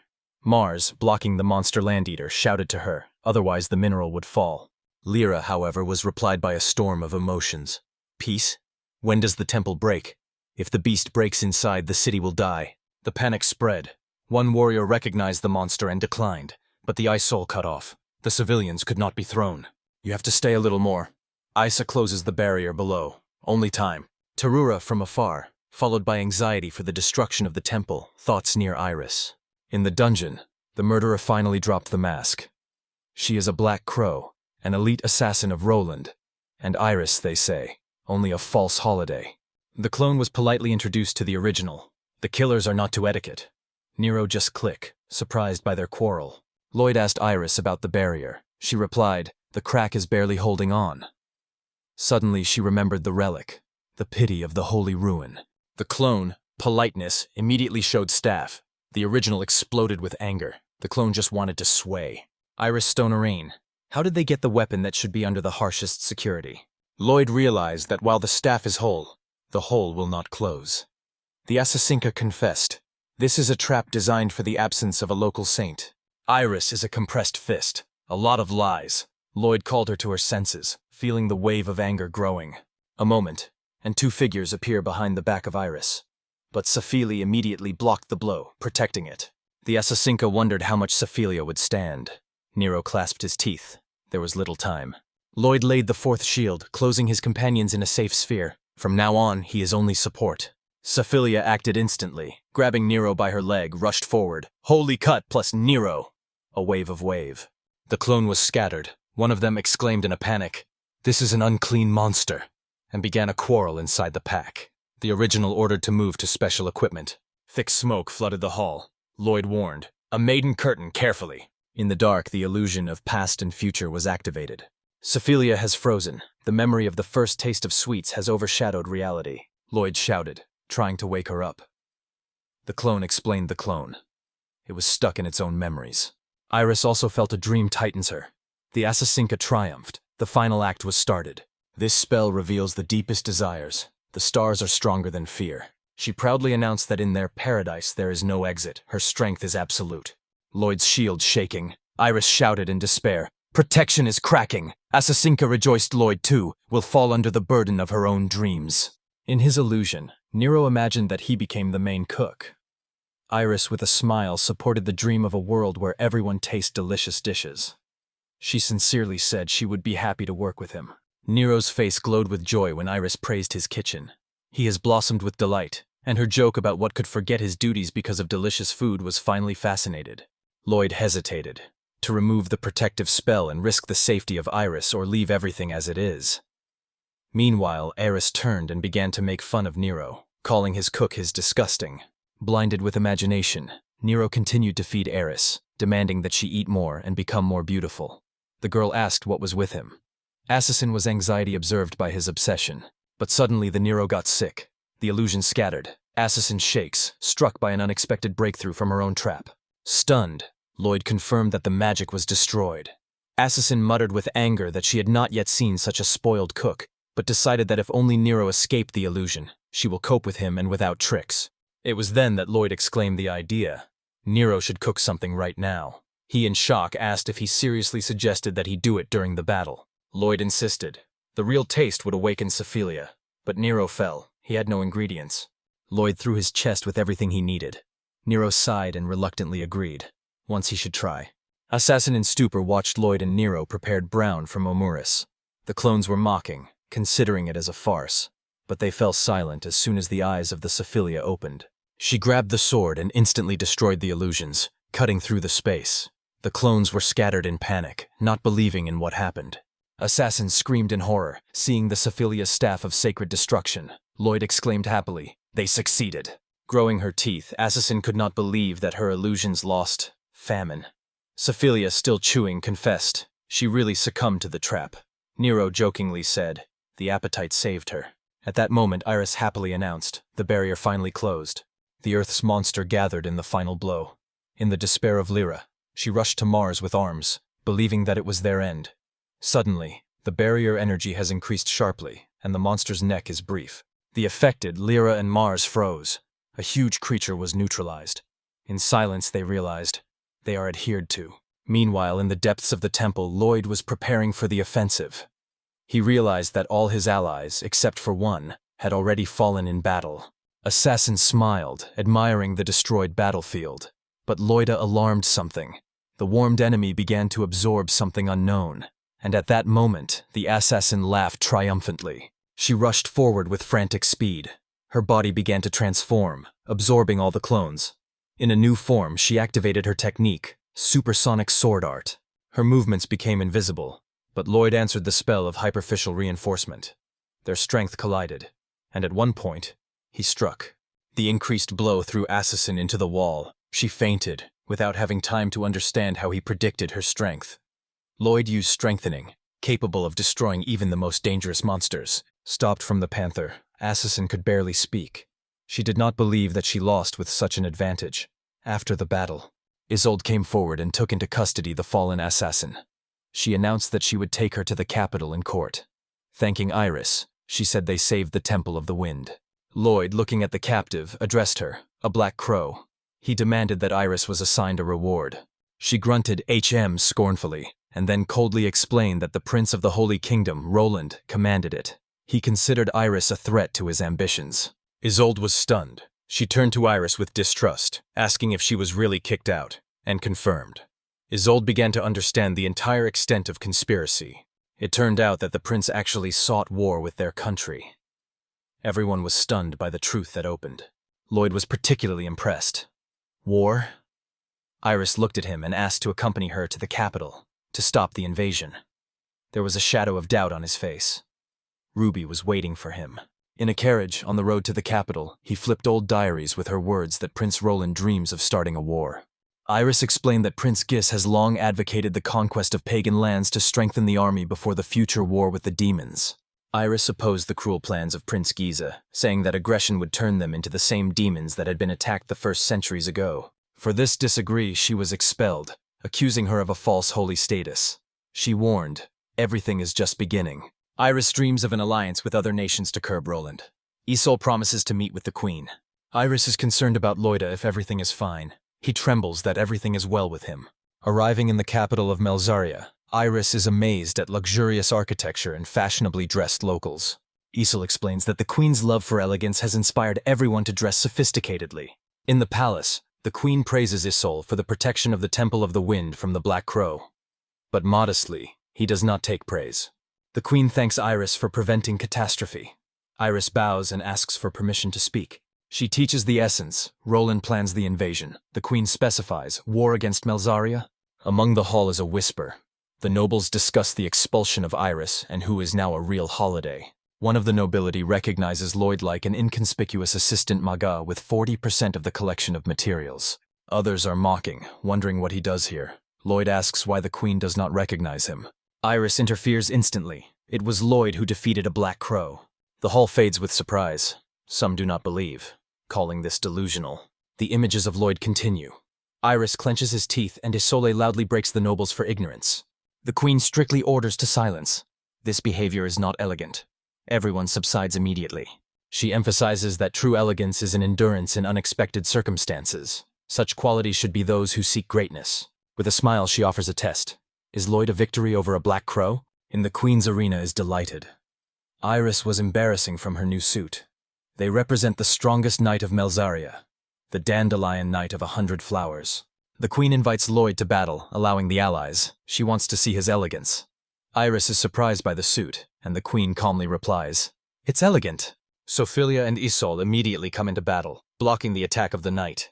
Isolde calls Lloyd not to lose his spirit. Lloyd is amazed at Iris's dress, but Isolde reminds him that he has to hide herself. It orders Sophilia to humiliate the opponent using twins' blades. Sophilia asks, "Jam and bread?" The annoyed Isolde again repeats the team outraged by their forgetfulness. The knight uses the magic of Dandy Giga Blime Flash and wins Isolde. Lloyd panic. A new round has been announced. Iris is taken by his hand. The determination of Iris is burning. Mockery of Lloyd became unbearable. She calls him to show her true strength. Lloyd gradually restores confidence. Together with Iris, they break into the attack. At this time, in the capital, Ruby is angry with a noise from the street. She closes the curtains, but a smile on her face speaks of another. Her fight is just beginning. With a polite smile, she welcomes her guest. It is Crawley, the main magic association. Ruby thanks to the visit, stating that it is a great honor. Crowley at ease notes, "Now you can get anywhere with a simple crew." Both know, the real game is just beginning.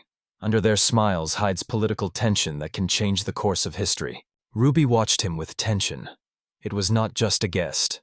In front of her stood Crawley, the legendary Archimag, a hero who helped defeat the King of Demons 2 centuries ago. Although he lived calmly now, his influence remained enormous. For Ruby, his visit is a chance that happens once in his life. With such an ally, she could execute many orders, earn wealth, and change her destiny. With a glitter in her eyes, she stretched the cookie, trying to conquer the magician. However, because of carelessness, it broke up, and a cup of tea flew directly into the Crowley's face.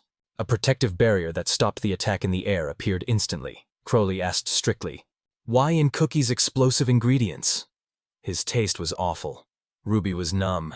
He not only automatically used magic, but also immediately recognized the composition. She stated that she just wanted to add sharpness. Without hesitation, Crowley ordered her to immediately prepare for a materials collection mission. Ruby was swayed, but quickly submitted a list of overdue orders, hoping at least to unload herself a little. When he read the request, his face changed seriously. The list included the flirting Einzel, a phantom flower that grows only in unknown lands. He asked in surprise if she was really waiting for her tomorrow. Even from dangerous regions such as Aria, the materials went for weeks, and here, virgin.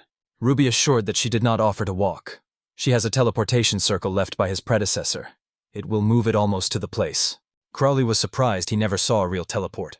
Ruby, surprised, wondered, all of them use them? Silence fell. He finally addressed her. Lady Alchemy. He praised her admiration for alchemistry, but warned her not to despise other magical schools. Ruby leaned her head.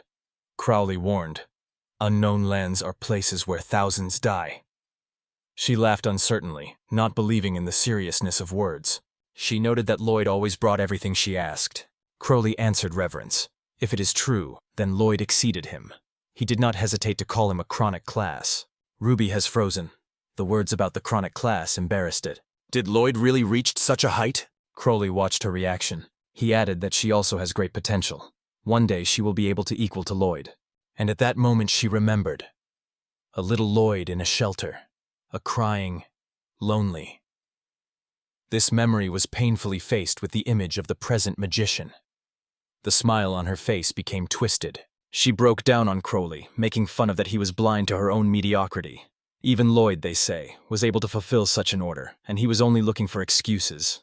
She even depreciated the legend of the king of demons and heroes, calling it an empty fiction. Aura Crowley flashed. The body was illuminated by a hellish glow. Ruby frozen in silent horror. The air around the magical pressure thickened. With sacred anger, he stated that he would not forgive the image of comrades. He demanded that she take the words back, but Ruby just screamed, throwing the last image, called him a talentless sorcerer.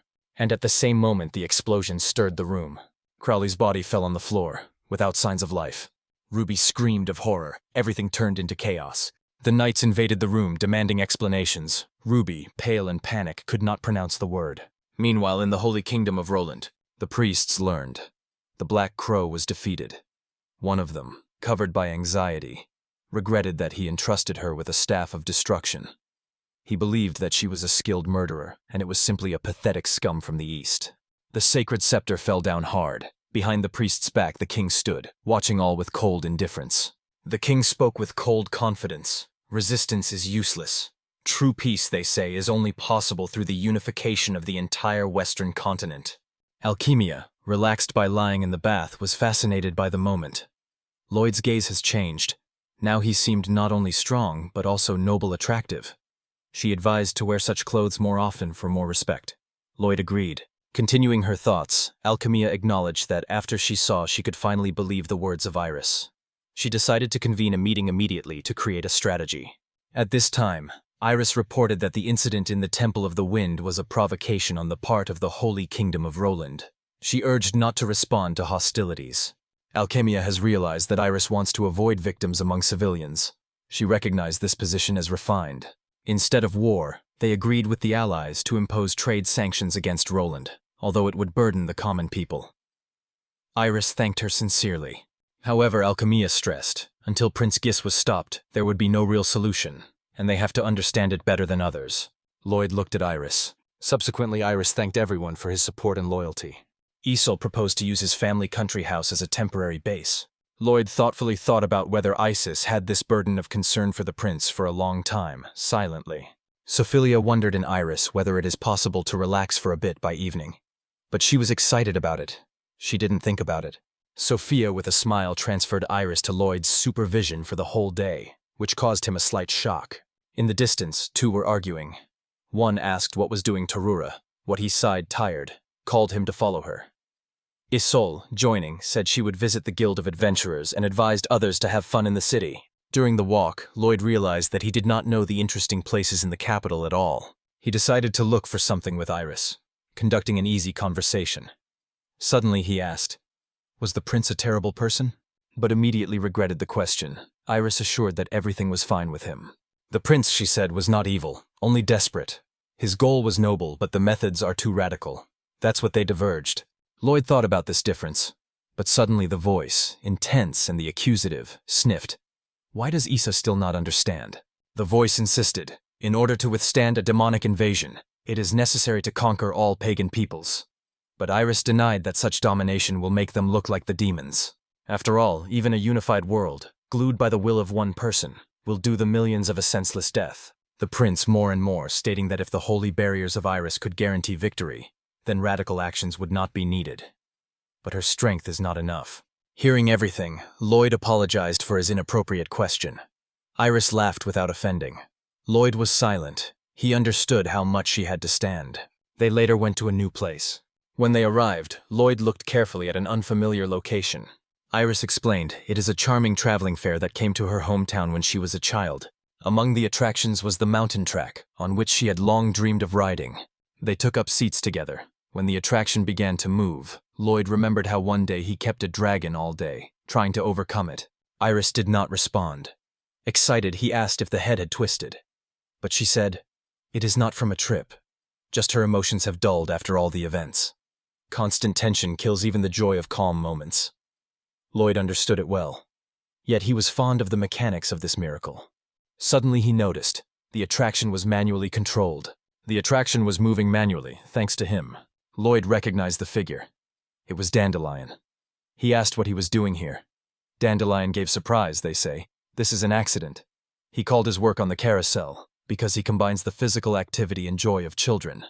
Lloyd from Iris recognized him as kind, but behind the baby exclaimed that Lloyd was the same loser. Dandelion gently raised the little one and immediately denied the image. He assured everyone, Lloyd is stronger than himself. He thanked, and the children, the amazed, did not restrain the admiration. They began to ask how he managed to win, admiring him with an open enthusiasm. Dandelion said that his day was completed and wished a good date. Iris was scattered. Lloyd asked if it's time to come back. She nodded. Returning to the castle, Lloyd looked closely at her. He asked carefully, if they managed to stop the war, would she want to return to the role of Saint Roland? Would it be better to live a quiet life next to those who are dear to her? Iris replied that she first wanted to share his story. At birth, the bishop identified her rare gift, holy magic. So she got to a special institution for the preparation of candidates for saints. Lloyd was surprised because he thought that every country had only one holiday. Iris explained, the title is one, but there are several. But mastering holy magic means to carry a heavy burden, to support the magical barriers of the whole nation. Only the one who has mastered history, prayer, and politics can take a consequence ceremony. She asked Lloyd to recognize her path. He acknowledged. She overcame an incredibly difficult way. Iris replied that the driver for her was always the need to protect her loved ones, the mother who traded on the market, the brothers who worked on the field, the knight who rarely visited school, and all the ordinary people of Roland. They were all dear to her. But over time, the conflict with the prince deepened and expelled it. However, friends who believed in her correctness saved her. They stayed with her by choosing her path. Although the return to the title of saint was almost impossible, she sincerely wanted to stay with those who were really important. She confessed, loneliness is unbearable for her. Lloyd remembered how much she tired even from worry about Ruby. Seeing the expression of his face, Iris was discontinuing, but Lloyd was moved and passionate about her sincerity. He promised himself to do everything possible to make her happy. Iris did not restrain his tears and thanked her sincerely. Later they looked into the hall, where they were greeted with warm words for their efforts and a long way to the capital. Iris was struck by a gorgeous feast. The Bogretsky solemnly stated that everything, the dish for dishes, was created in the style of Maltreus, and he prepared himself. But Tarura denied. Everyone joined. When Isa reached for food, the butter stopped her for their impolite behavior while eating. Tarura, stuffing her mouth, muttered something back. The servant once again reminded her of the manners. Iris, meanwhile, turned to Lloyd. She promised, when everything is over, they will gather again like this, at the festive table, all together. Lloyd agreed. It will be her new beginning. Iris smiled and silently retained this promise in her heart. That night, alarming rumors spread among the soldiers. Ruby, Alchemist, arrested. Allegedly, in despair because of debts, she attacked an influential person. In her chamber, Ruby was crazy from rage, cursing false fictions that turned against her. Ruby screamed from despair. Why did no one go to her defense? She is not simple, but alchemia aristocrat. But suddenly something was thundered in her camera, forcing her to shudder. She screamed without understanding what was happening. A sinister whisper came from the darkness. One prisoner apologized. The other sighed about a failed return. Another murmured famine. One of them recognized her. She is probably the best alchemic of the kingdom. Ruby, alert, asked, "And what if it is true?" Someone suggested that she join them and go to Roland. The other objected. They say, "It is too important for Maltria. But if you use it as a political trophy, it can raise their status." They did the mission of murder and merged the information. So death waited for them. One ordered to silence. Ruby lost the soil under his feet every minute. One of the prisoners suggested that she go together. "And what is it?" said. Ruby robbed. They can't even escape. But then she saw the key. The camera has already been opened. Someone warned. The escape will be difficult. The path to the border is still long. But it only added determination. Ruby watched them with suspicion. Suddenly she remembered her studio. There is a teleporting circle. If they can handle magic, they can use it. Someone asked where it was. A plan was born in her head, to pretend to be forced to go. If it looks like it was forced, even a case will look like a misunderstanding. This is not the end. The phrase sounds, "It's just a clone." Someone asks why she speaks with her. The answer is habit, and they run away. In the castle of Lloyd and others, they call to the receiving hall. Not waking up properly, Lloyd asks, "What happened so early?" Nero just shrugged. The Bagretsky welcomes them. Breakfast is not ready yet. When everyone gathered at the table, Iris turned to Lloyd. Alchemia reported that a high-ranking figure in the capital was attempted. The suspect escaped with a black crow. And yet, news on the border garrison appeared. Alchemia with a stone face stated that Roland has officially launched an invasion of Melsaria. Just in the middle of cooking for breakfast, war broke out. Lloyd confessed. He did not realize the true intentions of the prince before the appearance of a black crow. Then he decided to betray Roland. Iris, stunned, understood. All its actions only worsened the situation. But nevertheless, she decided to return to Roland and try to convince the prince. She must stop him. But the nobleman stopped her. "It is impossible to return now. The army is already on the border. Together they will not pass. But if Iris goes alone, there is a chance." Iris looked at everyone and thanked her sincerely. Suddenly Lloyd remembered something important. There is a path to Roland, through a teleportation circle in a Ruby studio. But that means you have to face Ruby itself. Despite doubt, he finally spoke. Everyone returned to him. "What is the idea?" But Lloyd suddenly began to mute, and only whispered the name Ruby before fainting. The reason is excessive anxiety. Tarura joked that the fear of this thought literally knocked him out. Lloyd, barely cracking, whispered again that he had a plan. Nero asked in surprise. What did he try to say? Iris reproached himself for impatience. She wanted to read his thoughts once. Alchemia, meanwhile, called the servants and introduced an artifact obtained from demons. A sophisticated tool that once had an unlegant name. She changed her. If you put it near a sleeping person, you can enter her mind. Nero compared this with the hypnosis used by a black crow. Alchemia confirmed the similarity of artifact with hypnosis, but stressed that the consequences were unpredictable. However, if they are ready for risk, it can be used. Iris spoke instantly. Nero also wanted to go, but her soul denied. Someone should stay to save others in the event of a failure. Iris approached Lloyd and quietly asked permission, through a dream. In a dream, Lloyd woke up and immediately recognized the place, the studio of Ruby. He remembered how he wanted to tell everyone about the teleporting circle, but suddenly he heard a familiar voice. Ruby. She immediately began to blame him for his slowness. Lloyd froze. She was here? She smiled, comparing his ancestors with snails. He mentally remembered all the images, convinced that she has no right to demand something. Absorbed by a sense of guilt, Lloyd considered himself worthless. He believed that he had betrayed Iris without justifying her trust. And suddenly he heard a new voice. It was Iris. Ruby shuddered, demanding to know who she was. She quickly guessed, "This is Lloyd's girlfriend," and immediately poured a flow of cruel words on her. Iris was shocked. For her, Lloyd is an incredible magician. Ruby ordered her to shut up. She humiliated Lloyd, they say, with his 40% harvest. He is a complete failure. She added that Lloyd could not be larger than her subordinates. But Iris stood firmly on her own. She did not take such injustice. Her rage caused a water dragon which struck Ruby far back. Iris was breathing hard, surprised to be able to hit. Ruby, rising, recognized. Iris is bolder than she expected. But brute force will not help. It is a world of memory and thoughts. The one who has stronger will win. Lloyd, covered in despair, mentally acknowledged the defeat. He shouted into the void, remembering Lyre, Mars, Exiled, all who supported him. But even with them, he was still afraid of Ruby. asked everyone to leave it, but Iris did not allow. She said, just ask for help. Even when it seems that the wall is not overcome, self-indulgence is not a way out. Friends exist to support. Lloyd was always near her. It is time to support her. She reached out. The guy took her. At this moment, Iris grew to a giant size. Its silhouette filled the whole world of sleep. Ruby screamed, stunned. Iris raised her gently and sealed in a container. Smiling quietly, she said, "Now all is well." Lloyd, deep in himself, remembered the promise to make everything for the sake of Iris. She thanked. She was finally able to help him. Lloyd opened his eyes, in the real world, next to Iris. Completely coming to his senses, he reported that the teleportation circle is really in the Ruby studio. Without delay, everyone went there. Subsequently, already near the studio, Iris asked how Lloyd was feeling. He confessed. Ruby's voice no longer presses on him. For the first time, he felt that he could look in her eyes and ask to use a circle. He came to the door, getting ready to knock. But he did not have time. A night guard was put in front of him. He blocked the path, stating that this territory is temporarily closed. Isolde, feeling the threat, asked what was the matter. The guard explained. The owner of the house is suspected of attempted murder.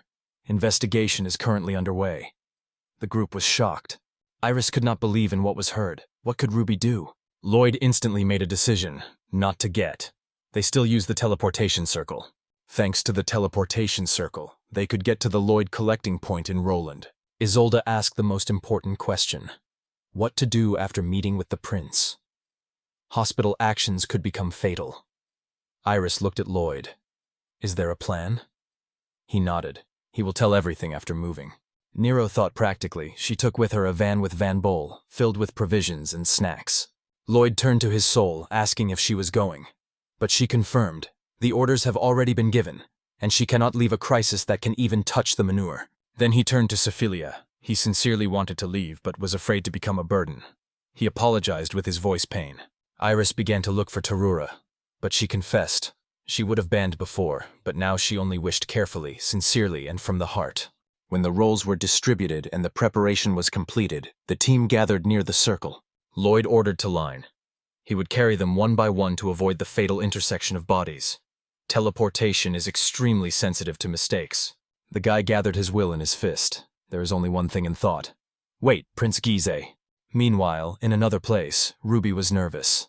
Where are the others? She had to be selected. After all, he works on Prince Roland. Is the same part of the agreement? The crow replied, "They are almost in place." Ruby grunted angrily about the cold. But suddenly she saw the group in the distance. Warriors? They were exactly the knights of Roland. Among them is a black crow. In a moment, both, Ruby and a crow, were put into shackles. Ruby in a panic demanded explanations. What is happening? What now? However, the guard strictly ordered to remain silent. She had no right to speak without permission. Her fate has already been resolved. Ruby was sentenced. A week has passed. They finally arrived in the capital. The Black Raven called the prince, informed. The attempt of murder failed, but instead she led someone valuable. The prince recognized her actions and decided to forgive. They hugged. One of the guards asked what this scene means. Ruby thought, was she not mistaken, trusting the crow? Later, in the throne hall of Roland Castle, Soldier Nault reported, the offensive at the Meld's front was progressing successfully. He was answered by a woman, confidently. She noted that the prince was deeply interested in the result and seeks the fastest completion. Ruby recognized. This man is Prince Roland. The prince talked about the unification of the continent, the dream of a dead king killed by demons. He promised to go to the throne after the realization of this dream.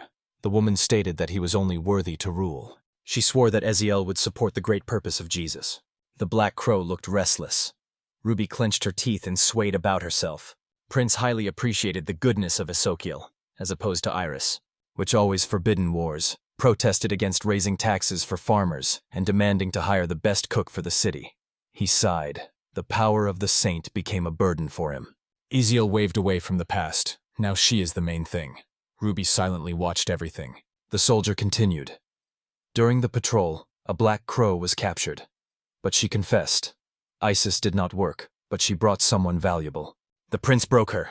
For him, her failure and this girl is worthless. He made both a death sentence. He ordered them to be taken away. Ruby whispered softly. Ruby whispered that she had never had to come here. She called herself the best alchemic Melzaria. However, Ezekiel intervened in the conversation. Holidays urged not to deprive life of so lightly and asked to pass all captives under her care. Ruby was amazed by such an unexpected turn.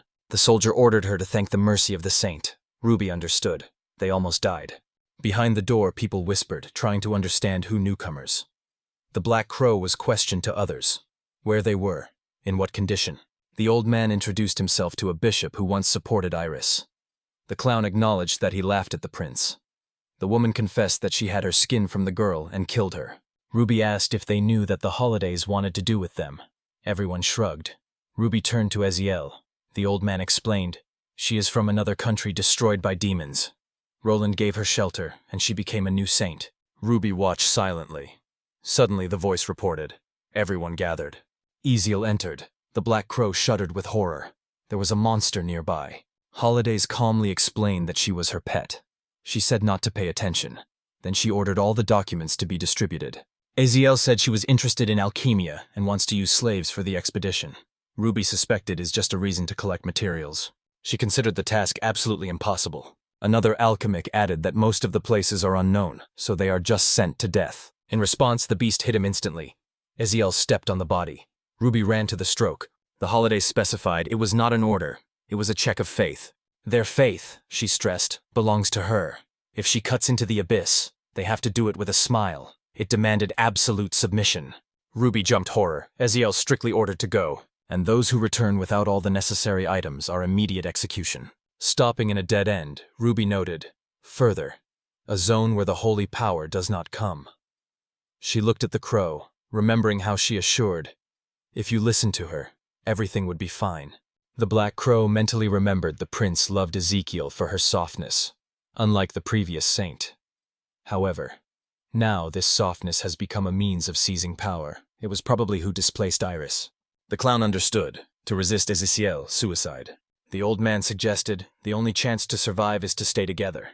Suddenly, someone was picked up by an invisible force. Monsters appeared. Panic began, everyone ran. Among the creatures was even a bear chihuahua. Everyone understood is not a regular cave. It was a dark zone LR. Ruby rushed forward in despair. She shouted a crow, "Is there any counter-agent?" But she started reading the formula. Creating clones. The monsters rushed at them. Ruby pointed out, creatures not just beat clones, they bite them. The crow replied calmly, "She sews from his clothes until the beast is resorted to." Ruby was stunned by such a disgusting method. However, the beast did not stop. It was an insatiable creature. Everything was reminiscent of the scene from hell itself. A projectile fell next to Ruby. She barely had time to bounce. But when she tried to escape, the leg was grabbed. A horrific mouth was behind. The ugly creature was approaching, hanging a nightmare like a nightmare over Ruby. The jaws were preparing to close, to devour it without regret. Ruby stood in front of her mouth, not looking.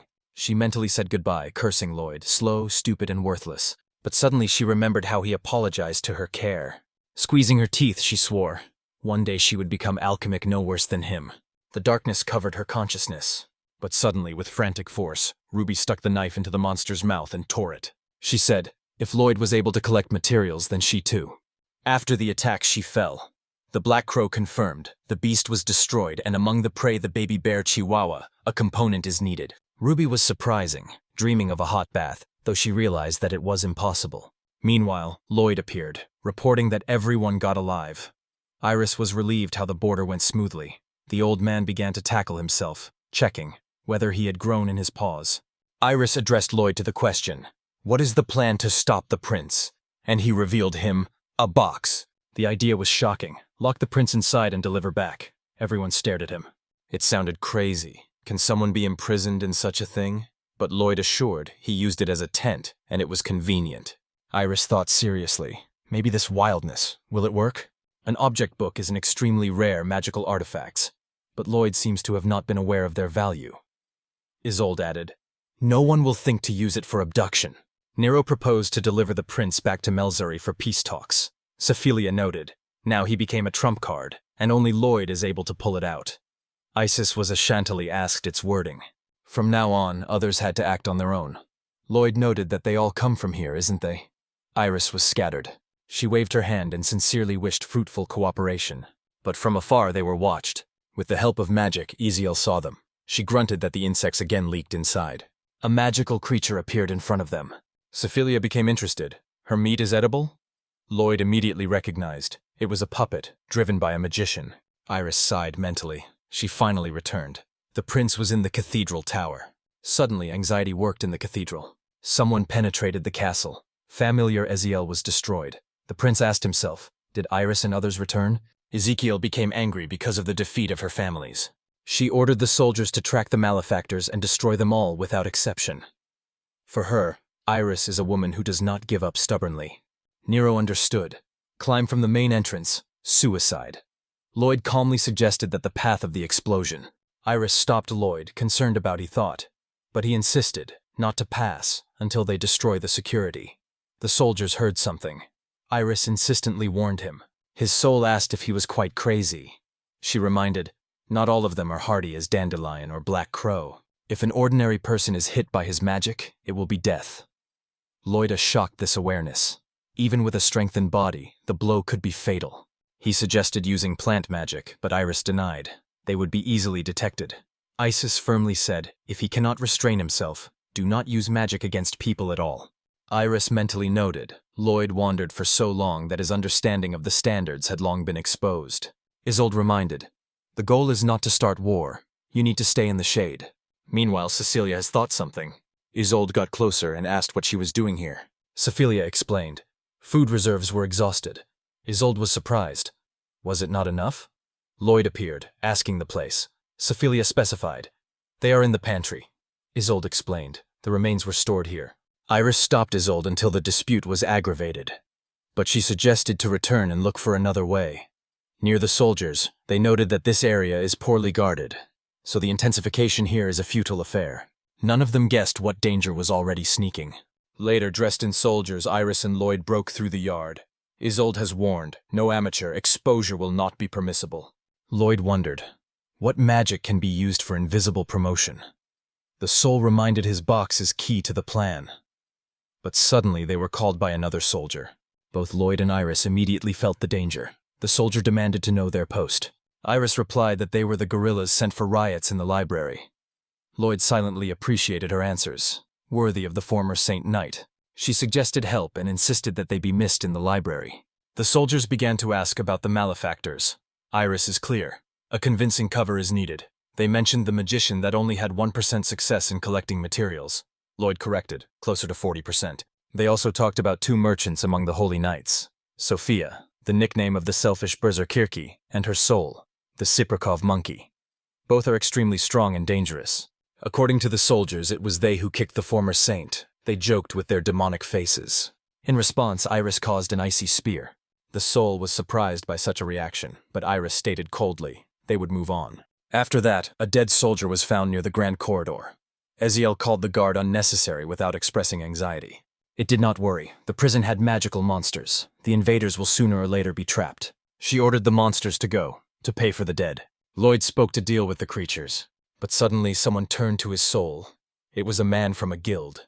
The soul asked what they were doing here. He explained. They were seized after the task near the border. As residents of Melzaria, they were immediately suspected. Now the regime was thrown to death not only by mercenaries, but also by merchants and ordinary people. Iris was shocked, doubting the princess's actions. Lloyd urged everyone to go to his chest quickly. Although there was little place, saved blessed this messenger of the saint. Lloyd drove. Tick time. Suddenly they noticed a heavy door. Someone could be inside. Opening, they found the chains of the baby, barely living. Isis immediately saw. She is on the verge of death. It took immediate help. Lloyd recognized in it a magician from another country that was seized. Iris was stunned, even children, victims of torture. Iris blamed herself. It allowed all this to happen. Lloyd did not understand what the prince was guided, but he knew one thing. If nothing to change, innocent would continue to suffer. But suddenly soldiers appeared. The attackers were found. The group was preparing for battle, surrounded on all sides. Isolde caused the magic of the wind, explaining. They are almost near the cathedral. She and others will go to the opposite direction to distract, and Iris and Lloyd will be able to break through. Iris cast her gaze on Lloyd and said, let's show the prince the true art of plant magic. He agreed with a smile. Meanwhile, in the cathedral itself, someone watched the events closely. The prince asked Esokiel if the attackers could break through. She apologized. She recognized the opponents were stronger than she expected. She assured that the Sacred Flame Knights, the most powerful detachment of Roland's army, guard the cathedral. The bridge leading to the cathedral was wide and open, ideal for attack from long distance. He was guarded so tightly that even the mouse would not slip. But in a moment, all the soldiers before the prince destroyed the giant vines. He, stunned, asked what was happening. Ezekiel urged him to look around. The cathedral was completely enveloped in the tight plexus of the vines. While the prince tried to understand the situation, Iris appeared. She proclaimed that now no one will save the prince. She added that she asked this person to help. The prince with fear and anger demanded explanations. He called it all hypocrisy. According to him, destroying power and institutions, Iris only facilitates the demons to victory, but Iris denied. These words only cover. His true fear is the loss of control and the failure of the plan. And she and her companions came to protect the people. Because this is the duty of the saint. If the prince really wants to rule, he must defeat them on his own. The prince with a fury clasped his teeth, calling Iris with a stubborn girl. A powerful attack was flying in their direction, and Lloyd managed to respond. The shield was caught. Eziel came forward, promising to fulfill their desire, to destroy everyone in person. Now the current saints were standing just on their way. The prince asked how Isis could stand next to such a dangerous magician. Lloyd confirmed that they were really a prince, and asked if he had to be caught. Ezekiel coldly stated that they were returning only to die, especially Iris, whom she denied the right to be called the saint. Lloyd noticed. On it the same form as in Iris. She looked at him and replaced him disrespectfully, although he showed himself well, but anyone who causes too much noise should be punished. Eziel has a spell, Delta Stream, one of the strongest chicken magic techniques. Iris immediately recognized this technique, the highest form of wind spell. Lloyd counterattacked, putting 4 shields at once. At this time, even the Sacred Knights could not cope with the vines that were still destroying the fortress. Isis shouted to look at the cathedral. The vines were already cut through the walls and breaking the supports. The majestic building began to sway dangerously. The knights were shocked from what they saw. The prince laughed. Confident in the victory, he asked. Now everyone understood the true power of Ezekiel, and he added boldly, "Even Lloyd will not withstand this pressure." Ezekiel acknowledged that it was really impressive, but to her surprise, Iris and Lloyd remained intact. Iris immediately responded with a counterattack, the Cyclone. The unexpected power of this magical blow was stunned by both Prince and Ezekiel. But she noticed. Iris combines the spell with physical enhancement. The prince had a wonderful overview of the battle, but did not notice how Isis was behind his back. She released the icy spear, but the prince immediately answered the hail of fiery balls. He asked with anger if she really came to kill him. Iris replied, "Her goal is not death, but returning home." The prince used to a dead end. The prince took advantage of the alchemical magic that he once received from Iris. Defending himself, he shot with water bullets. Iris instantly created protection and released a stronger spell, the Water Dragon. It hit with incredible force. Iris sighed. This magic depletes too much, not to use it soon. The prince, surprised, asked where she learned. Iris replied. She was taught by Lloyd. These words wounded him deeper than magic. He recalled bitterly. Iris always listened to Lloyd but never listened to him. He was engulfed in memories. Coronation Day of Iris. He remembered her as he was asked, "Elizabeth Corpter, do you swear to give the soul to the holy journey?" She solemnly promised to defend the weak, bring justice and peace, purify the earth from evil and deception. She was magnified as the genius of the Holy Academy. She reached the title of saint, became a model of the ideal of theocracy, and the official bride of Prince Roland. On that day, Tarura's servant introduced her Iris and reported that she would now look after her. She invited to get angry. Iris was struck by the castle. His grand halls and beauty were fascinated. The prince smiled silently, watching. Could this naive girl really become a holy whole nation? He asked if Roland's chef was already working in the kitchen. Tarura explained. Lady Iris wanted everyone to taste delicious dishes like the one that her mom was cooking at home. The prince just smiled contemptuously. She knew nothing. A child who believed the mother to be the best woman in the world. However, for some reason everyone was praised, and soon it was already standing as holidays on the top of the national ideal. Returning to the present, Lloyd asked whether it was precisely that Nero's past joined them. But Ezekiel has gone into battle again. The battle is not over. The prince rejected everything, saying that her stories no longer matter. She was always ignorant. He remembered the failure while cleaning the temple on the border.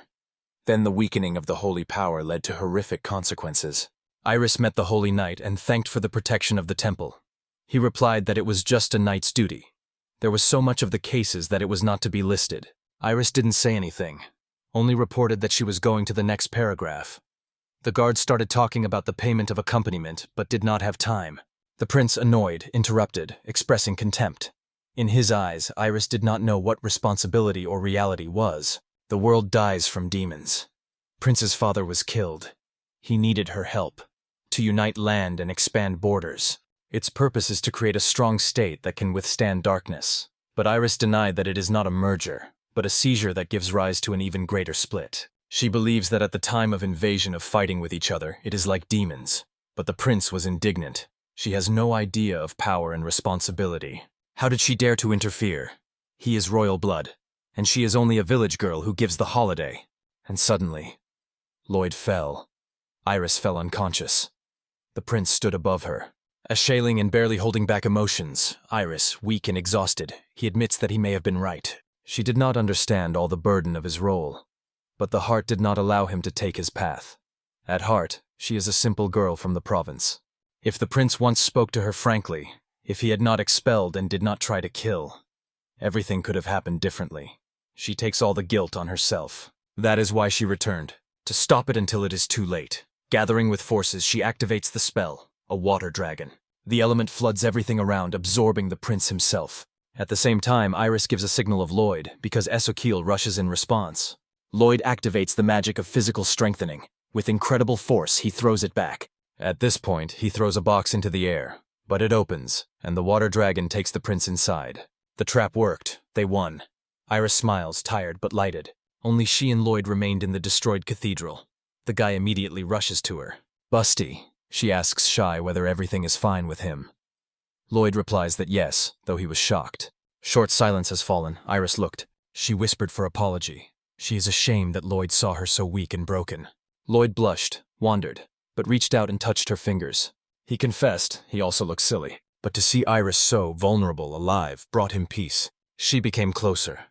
Unconquered, but not perfect. Lloyd hugged her. Meanwhile, outside the cathedral, Ruby has collected all the necessary materials, but in the soul there was no disturbing anticipation. Something was wrong. Raven noticed her gaze and asked what had happened. Suddenly the sky was tightened. A shadow was hanging over them. A giant monster flew past, frightening his presence.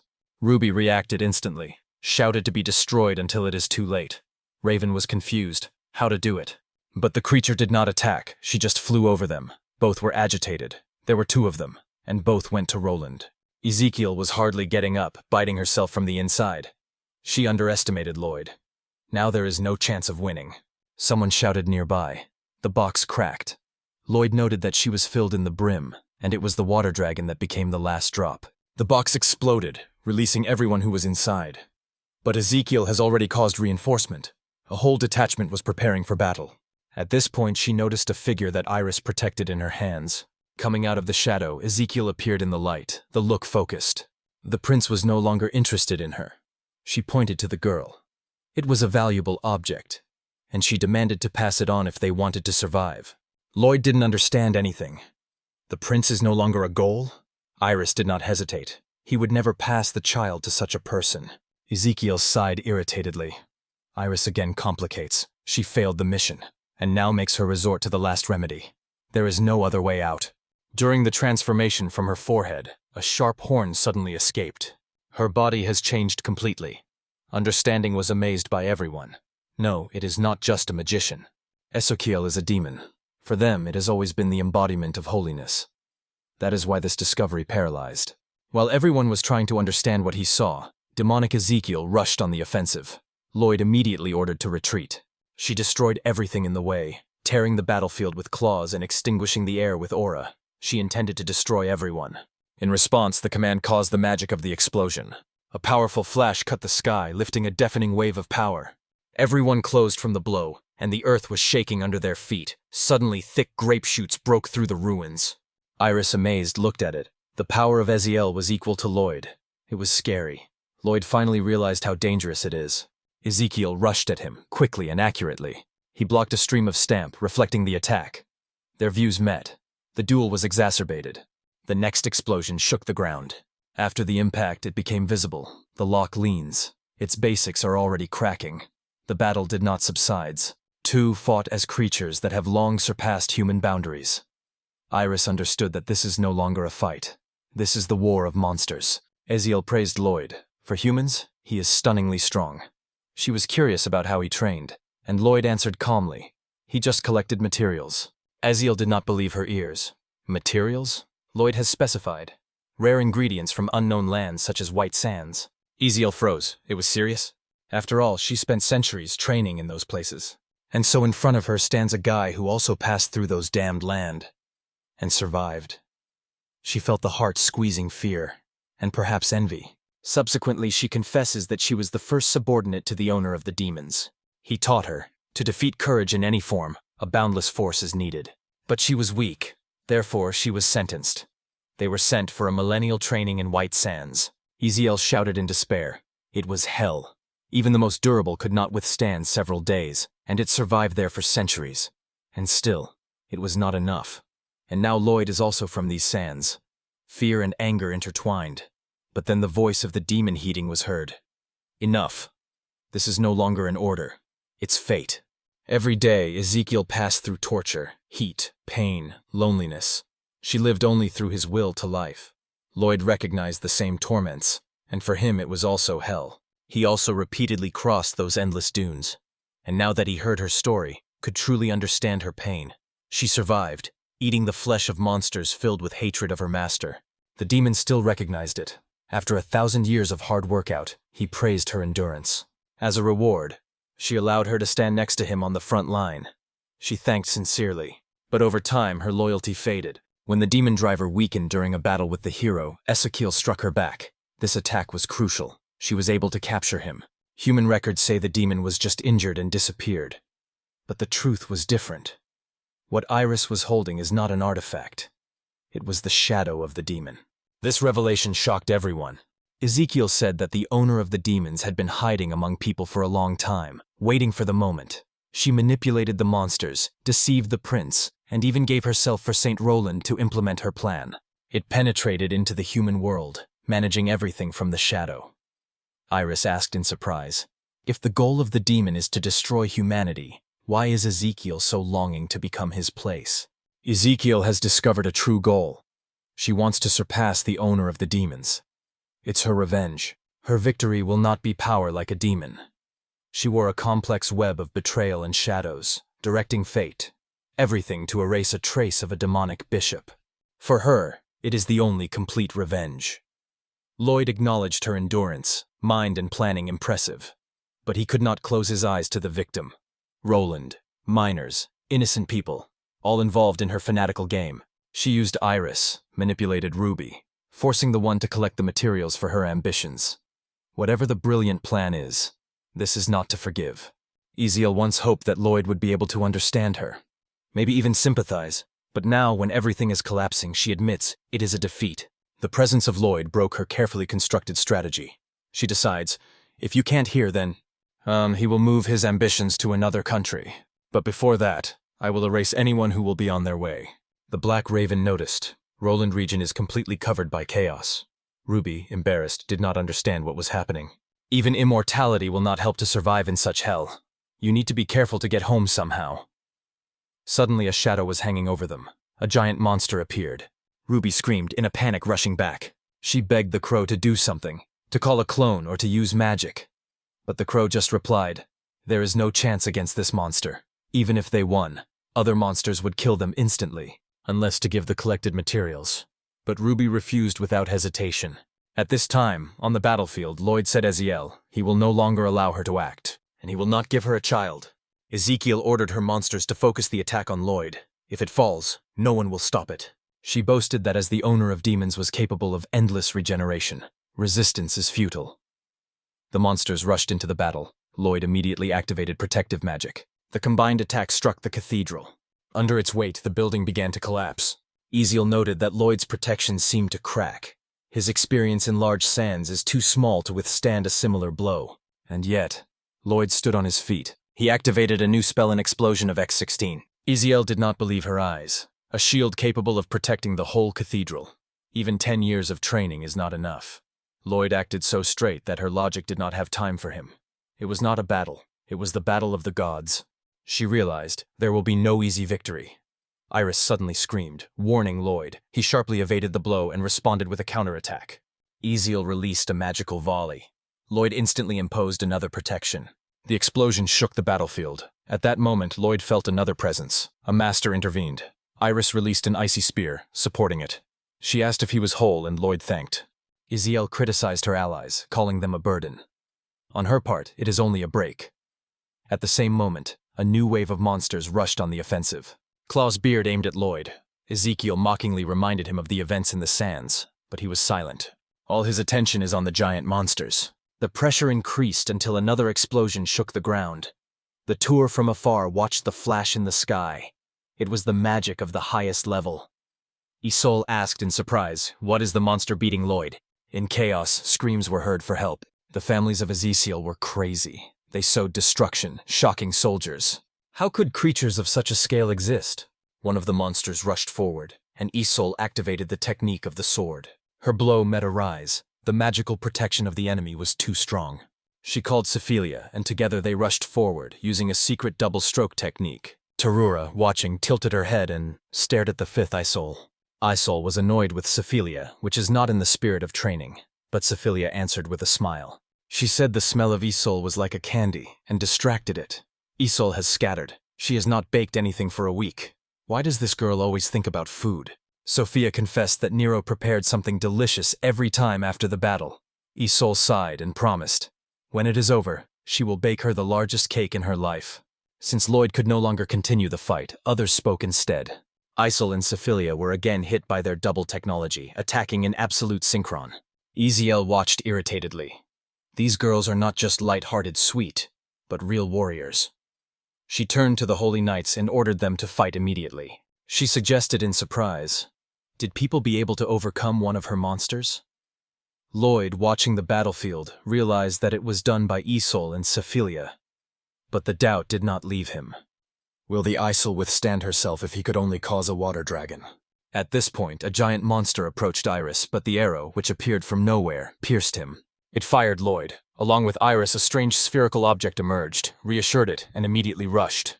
Everyone paid attention to the ball that flashed, and began to shout that she was hot. Lyra, burnt and angry, broke out of the ball. It almost burned. Mars appeared nearby and reminded her that he had warned the bag. Lloyd was shocked. How did they get here? Mars explained. They hid with his lyre in his subject box in Manurva. At first, they just fled from the city, but then more and more people were in the box. During the chaos, they slipped unnoticed. But these were not all reinforcements. 2 men, former prisoners, broke into battle with a cry that should protect Lady Iris. One of them stated that it was time to test new skills. Iris was shocked. Members of adventurers' guilds came to her. One of them stood before the monster and stated that he would not be underestimated as an adventurer of the rank A. But Exiled remained indifferent. The little thing would change nothing. Suddenly Exiled again rushed into battle, attacking a double blow directly into Exiled. The pressure on the demonic owner increased. Now Lloyd was surrounded by real characters. He recognized them and exclaimed to Exiled and Sephilia. Exiled shouted in response, "Act! It holds Exiled and the rest should take a chance." Everyone agreed. Their moment came, to fight for the people, for Iris, and to burn the roots of evil, which caused the pain of their pure leader. Exiled threw the last servants of the team to create a protective wall around it at any cost. Iris released an ice spear, and Exiled repeated a double blow with all force and courage. Other fighters joined the general attack. Suddenly, the combat field pierced a powerful voice. Someone imposed double magic of silence. Exiled turned sharply, twisting. It was Lloyd, full of determination. He was no longer a lonely young man who once wandered white sands. Now the allies were behind his back. Everyone coordinated on the offensive, directing all the force to Exiled. Lloyd began to read the spell. The explosion of the focused force hit the target. Exiled fertilized. Blood was flooded. Lloyd understood. The blow achieved the goal. Everything turned against her. Most of her supporters were killed. She could not retreat or lose. Not now. She remembered the battle that took place thousands of years ago, again in the corner. Has any way left at least? From the side, someone impatiently murmured, "How much else is she going to tighten this show?" At this point, A figure fell from one of the transport monsters and landed on the ground with a deaf sound. It was Ruby, which whispered the name of Lloyd. Lloyd frozen, shocked by its appearance in this condition. Ezekiel smiled, dark, ominous, as if waiting for this moment. Lloyd, embarrassed, turned to Ruby, not understanding why she was here. That girl, annoyed and exhausted, attacked him. Her life has gone to scare since he left the studio. Lloyd was silent, stunned.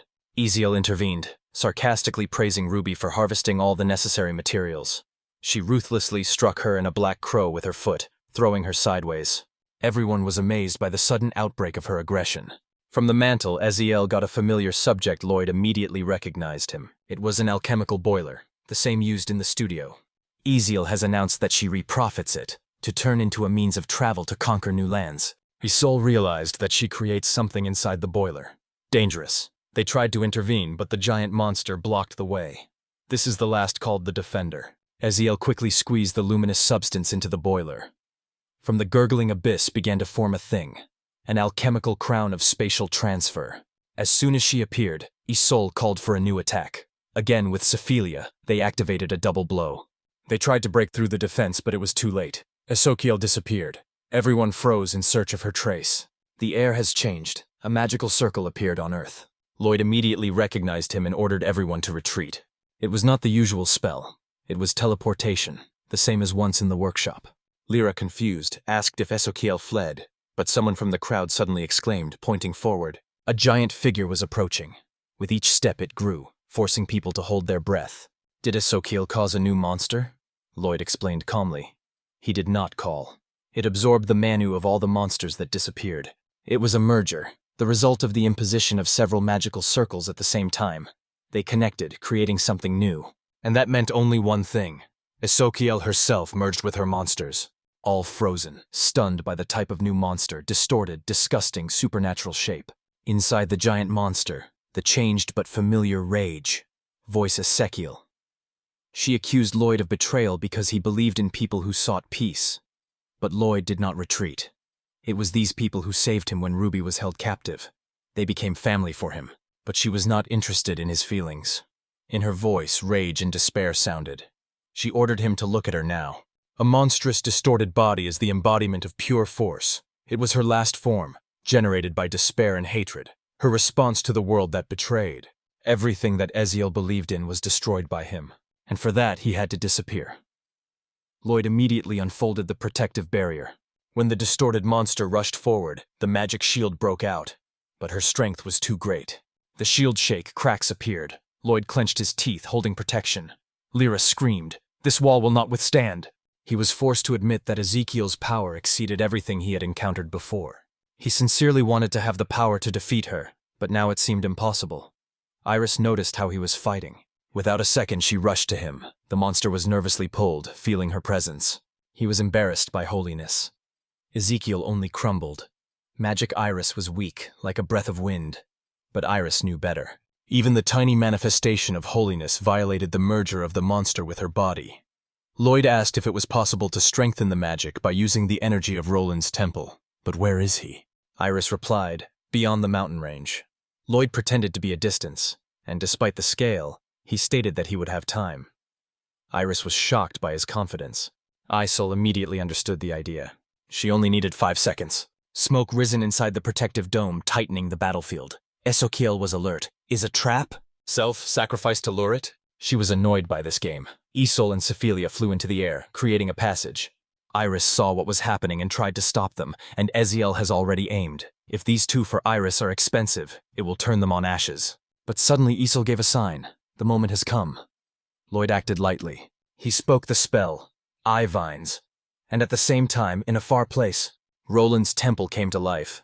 A mighty vines escaped from it and pulled out the temple from the ground. Lyra, shocked, did not believe in her eyes. Lloyd turned the whole temple into weapons and threw it directly into Ezekiel. Iris has frozen. It's a shrine. But Lloyd looked at her and ordered to stay stronger. Acting the spell of body strengthening, he flew into the air, holding the iris just towards the shockwave. After the collision of the temple with the monster, everything shuddered. The explosion was enormous. When they returned to the cathedral, Lloyd carefully put an iris on a magical circle of teleportation. The time has come. She nodded. It will be their last battle. The circle flashed, and it was activated. The light began to flow around the iris. Her body shone like dawn. Ezekiel shuddered. The monster froze, feeling powerful magic. There was fear in her voice. The body shuddered. The form lost its clarity. In front of her eyes, she swayed. The invincible merger began to collapse. But suddenly a new energy ripple broke out of the mouth. Lloyd kept balance, staring through the staff. He said the spell, explosion, and the charge accurately hit the target. Ezekiel pulled out of bodily mass. She flew, losing his resistance. She just crooked. That could not be. Chaos reigned around. In the air, above the devastation, Lloyd and Iris stood together. He acknowledged how close everything was to defeat. Iris, covered by emotions, rushed into his arms. Tears appeared in her eyes. She thanked him for the battle and for protecting her people. Lloyd was stunned but moved, smiled and answered gratitude. His gaze lay on the temple, though damaged, but surviving. At this time, Exiled, beaten and weakened, tried to get up. She did not give up. She swore that this was not the end. If he can reproduce the transfer circle, call the monster, heal, she will return her strength. But she was stopped. The crown was already stolen. Ruby stood next to the black hook, keeping the crown that had time to intercept. Before the defeated figure who recognized her as a former slave, Ruby stood confidently. Even now, Ezekiel believed that it would be able to break it if necessary. But her look was chained to the crown, its purpose. Ruby viewed artifact. He made it possible to merge with the monsters. This concept was interested in her. Even she did not dare to think about it. The black crook has moved, suspecting her intentions. But the wounded Ezekiel warned is a pointless. Human bodies are not compatible with similar objects. She demanded from the hook of the alchemical pot. Ruby watched the movements. She remembered the old procedure. And with several changes, using the remnants of materials, calculated a new path. The woman was shocked. She saw Ruby processing a demonic tool under the human body. Crook in panic. Intervention can cause a catastrophe. But Ruby only shrugged. She is Alchemia, a brilliant alchemist from the capital. The magical circle was activated. The dazzling light broke out. Something grandiose began to form. The pillar of light punched the sky, then a depressing silence. Lloyd came to his senses and immediately called his comrades. He checked Isol and Sephilia. They answered. It really turned out to be exceptional. Iris made a step forward and put temporary healing, but Lloyd did not feel rest. Internal anticipation of anxiety. He decided to check what happened to Exiled. Ruby also had to be somewhere nearby. And then suddenly everything was blinded by the glow. A giant shadow was hanging on the horizon. Her magical aura was suppressed by all living things. Iris froze with horror. Did Exiled rise? But what appeared was completely different. The monster turned to Lloyd by name. His heart squeezed with fear. It was Ruby. Everyone was numb. His soul barely recognized her. The appearance of Ruby has changed beyond recognition. Iris whispered that it was more scary than any nightmare that Lloyd once described. Isol suggested that Ruby used the alchemical subject of Ezekiel, although her motives were incomprehensible. Now burning unstable force, Ruby threatened the whole country, demanding the emergence of Lloyd. When he did not come out, she started destruction. The flames escaped from her mouth, covering the landscape. Irisa is fossilized. The fire was burned by Roland's mountains. Even the Black Crook looked at this disaster silently. Ruby swore to take revenge on all who mocked her all her life.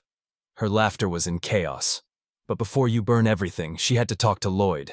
He swore. Shake, he demanded explanations. What happened to her? Why did she choose this path?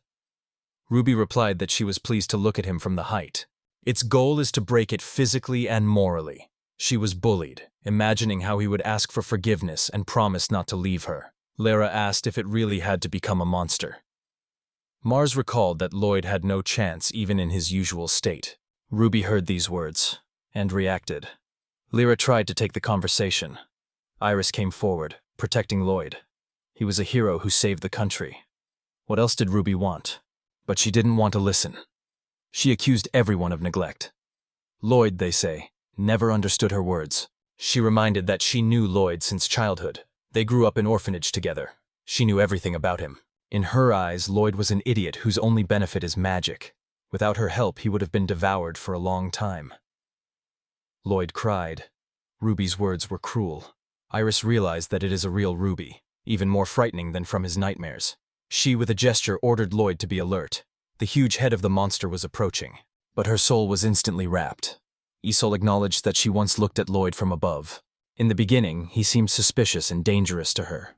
Lloyd was surprised. He first heard this, but Isol explained. Her opinion has changed for a long time. During a joint trip, Lloyd grew. He became not just capable, he became a real hero.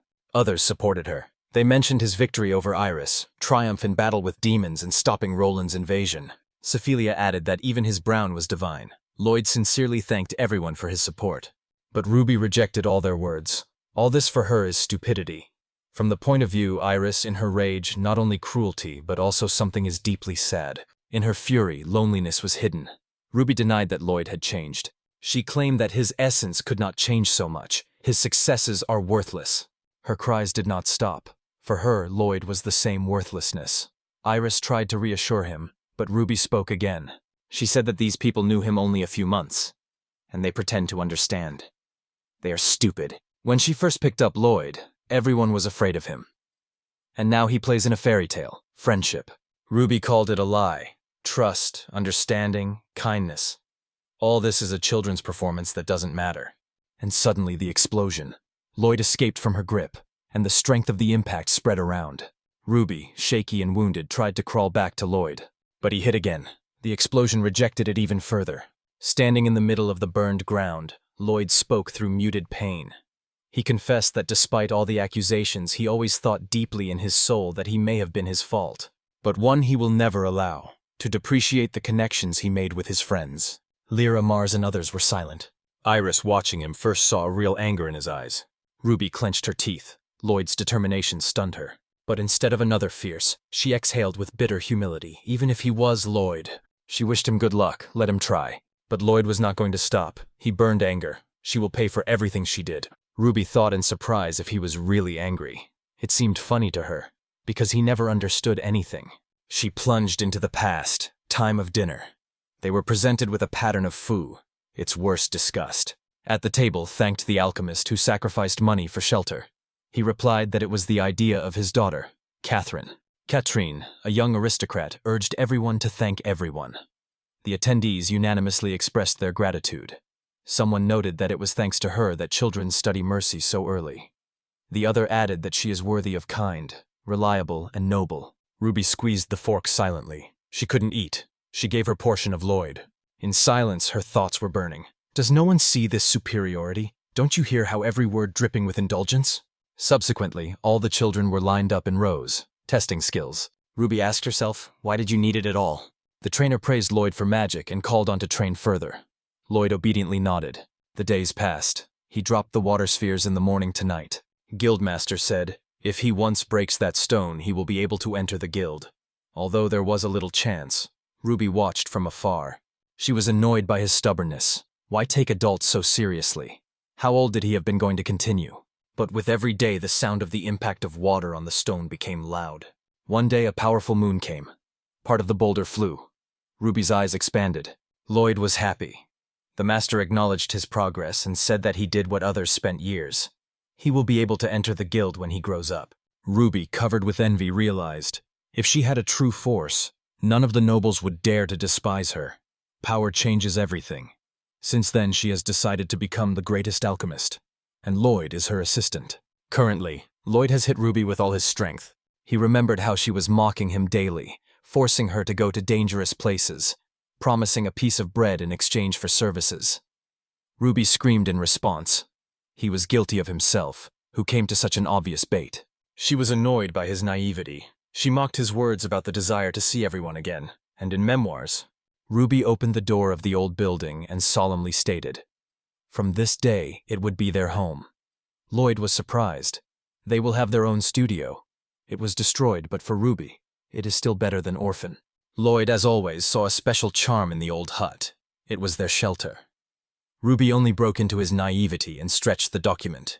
It was the first official task obtained immediately after its certification. It was full of determination. They will put all the strength into it.